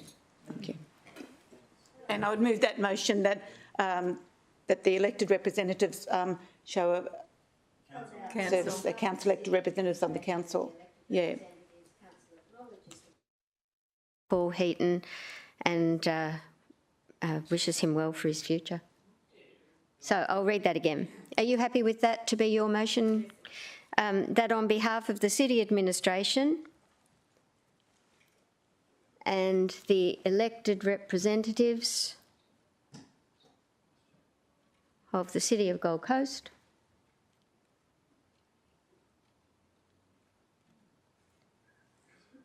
Council acknowledges the contribution of Mr. Paul Heaton. We don't need to mention his role. And offers its best wishes for his future.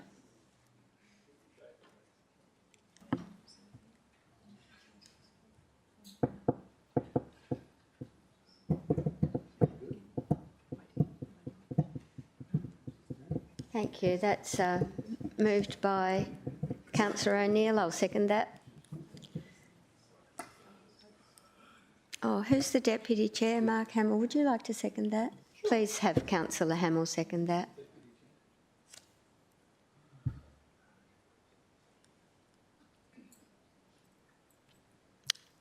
And we'll take the vote. All those in favour? That is carried. Back to you, Mr. CEO.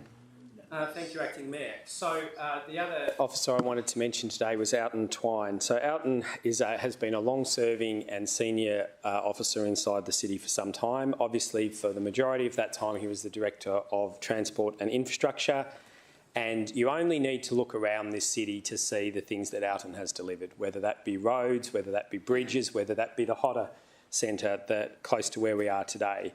Alton has been an integral part of our organisation for pretty much 10 years now. So we are sad to see Alton go. I particularly want to pay reference to a few other things that aren't necessarily built infrastructure as well. So the Active School Travel Program, which we had the pleasure, the Acting Mayor and I, to go to last week, is another example of how Alton has delivered for this city. And of all the things that Alton has delivered, though, there is one that I think is of particular importance to this city. So the Disaster Management Centre, which Alton was responsible for conceiving as an idea, seeking funding, then designing and then ultimately building, is a legacy piece of infrastructure that this city will use for generations to come. And there are very few people inside any organisation who can say they have actively and clearly demonstrated a project which will save the lives of the people inside the organisation and the city in which they work. So Alton has been a huge part of our city administration, as I said, for 10 years. He's been a great member of our executive. He will be missed. I also want to pay particular thanks to Alton for taking on lifestyle and communities, a job that when I asked him to take it on, I'm sure he was as shocked as everyone else when he got that job, but a job that he did incredibly well for around 12 months after that appointment. So once again, on behalf of the city administration, I want to say a huge thank you to Alton for everything that he's done for us. He will be missed, and I'd like to ask the committee chair to say a few words as well. Are you chairing this meeting? If that's okay. Please. Councillor Young. Oh, sorry, lifestyle. Thank you very much, Madam Acting Mayor. I might invite Councillor Young to speak as well on behalf of transport and infrastructure for the period that... Yeah. So go ahead. Thank you very much, Madam Acting Mayor. I really feel the loss of Alton Twine. I really feel the loss of the man who I consider not only a servant to this city, but also in some ways a colleague, because Alton was a city officer who understood the importance of relationship and could use relationship to secure great outcomes from the city. Relationships not only with his counterparts in ELT and within the business, but also on the council itself. He's a man, and I don't want this to sound like a eulogy, but he's a man who understood that there are things that are printed in reports, but also there are things that are unsaid. And what he understood was that as elected officials, we have the greatest sense of where the community was at. So to the extent that there may have been discord between a city officer view and the community's view, he would always work with each and every one of us to try and bring the parties together to bridge that gap. And that is so powerfully on display when Alton supports good community consultation. I think back to his time as the manager of City Transport, where the city in 2013 embarked, or end of 2012 or the start of 2013, endorsed our transport strategy. And I remember the community consultation process that he engineered and led to make sure that there was an incredible amount of community input and buy-in into the way that our transport would unfold in the city. It would have been easy to do that job poorly. It would have been easy to rely on the assumptions of old plans. But he didn't take the easy route. He went to the coalface. And it wasn't just junior officers at those listening posts. It was Alton himself taking on direct feedback, sitting alongside the elected officials. Madam Acting Mayor, it was so pleasing seeing Alton then secure a promotion to the position of Director of Transport and Infrastructure, because it was precisely that approach to his job as Manager of City Transport that allowed him to achieve great things as the responsible director for that area. And the CEO's already touched on the Disaster Management Unit, which is a significant legacy. And that didn't happen in a vacuum. And what I appreciated most was that Alton never relied on what was written in a textbook. He would go travel to see lived reality. He was a director for the real world. And I remember he travelled to Yeppoon to see how that disaster management centre worked to inform our plans. On the issue of public transport, he actually travelled globally to understand how public transport could be delivered in an urban environment to help make the case for public transport investment here in the city, a director for the real world. I regard him as a Swiss Army knife. He seemed to have a solution to nearly every problem.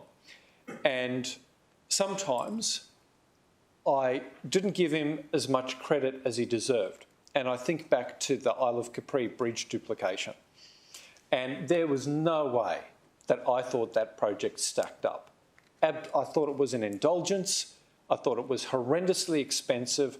I really didn't think it would meet the genuine need of the centre of the Gold Coast. And Elton stared me down in the council chamber. That project was ultimately delivered, and today I couldn't imagine getting in and out of Surfers Paradise Guilty too. without that bridge. So Elton was prepared to work with us as elected officials, but when there was a clear case for a project to be secured, he stood up for what was right, and ultimately it meant that every decision we got right. As the chair responsible for lifestyle and community, it has been great to work with Elton. He regularly engaged with me as chair, sought my counsel on behalf of all of us to make sure we landed in the right position.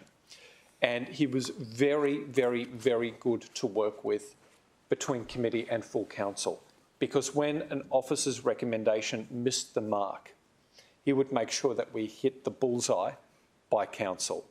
And I just think to the pony and horse piece, I think to the acquisition of some land, even the matter to do with the pool today. We were furnished with information to get the decision right.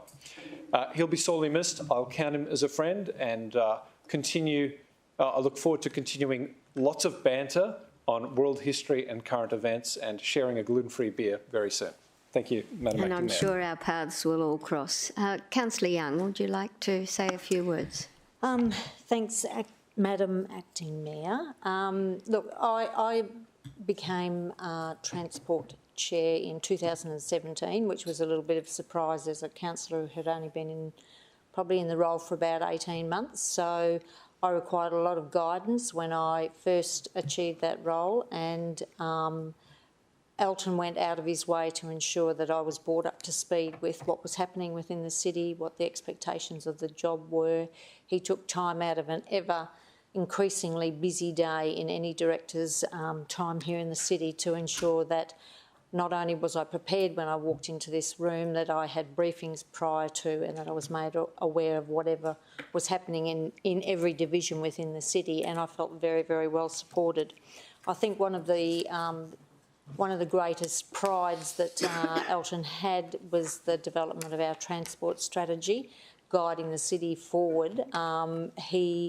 He spent a lot of time, as Councillor Vorster said, researching that and ensuring that that strategy supported every part of the city and continued to grow with the rapid growth within the city.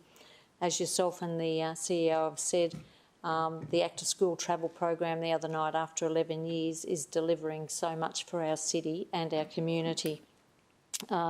He's so good with the active travel, with the Commonwealth Games, with the amount that the contribution that he made to the city then, including but not limited to making sure that the city still moved around, that we were in the best possible position to shine on the world front. But we also saw the other side of Elton, where he was in a band with one of the previous CEOs, where he got a lot of joy out of his music, where he performed at Christmas carols at Burleigh every year with different members of council, which was absolutely Blues on Broadbeach.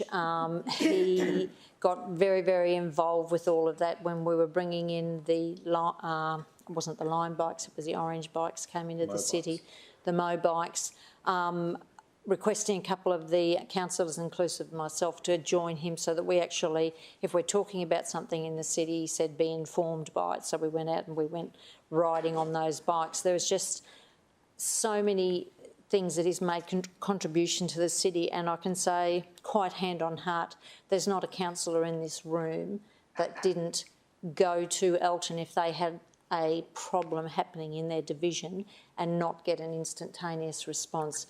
If you were concerned about a result, if you were concerned about an issue happening within your area, if you thought there wasn't enough happening in your area, he would take that on board. He would speak to his officers and he would always return your call that day. So I think for the elected representatives who have been here for a period of time, that's possibly one of the greatest things that we will miss is the fact that we could reach out to him and be able to have a genuine, authentic conversation with him about our concerns and be ensured that they would be addressed in a timely manner. So he led his staff well, he educated his staff well. To see Mitch Braddow in here today as acting chair from somebody who was very much a junior when I was first elected, and Elton has quite often talked about the potential of him going forward, of Jeremy, of other officers within that area. So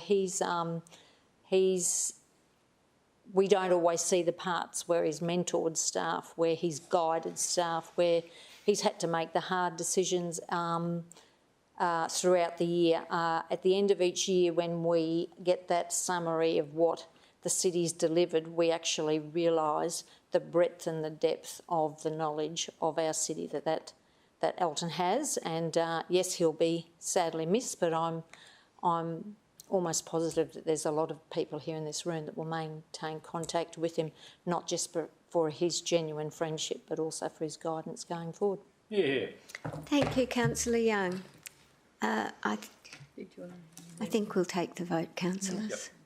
Those in favour? That is carried unanimously. Okay, if that's it, councillors, I'm going to close the meeting at 3:26 and thank you all for your attendance today. Thank you.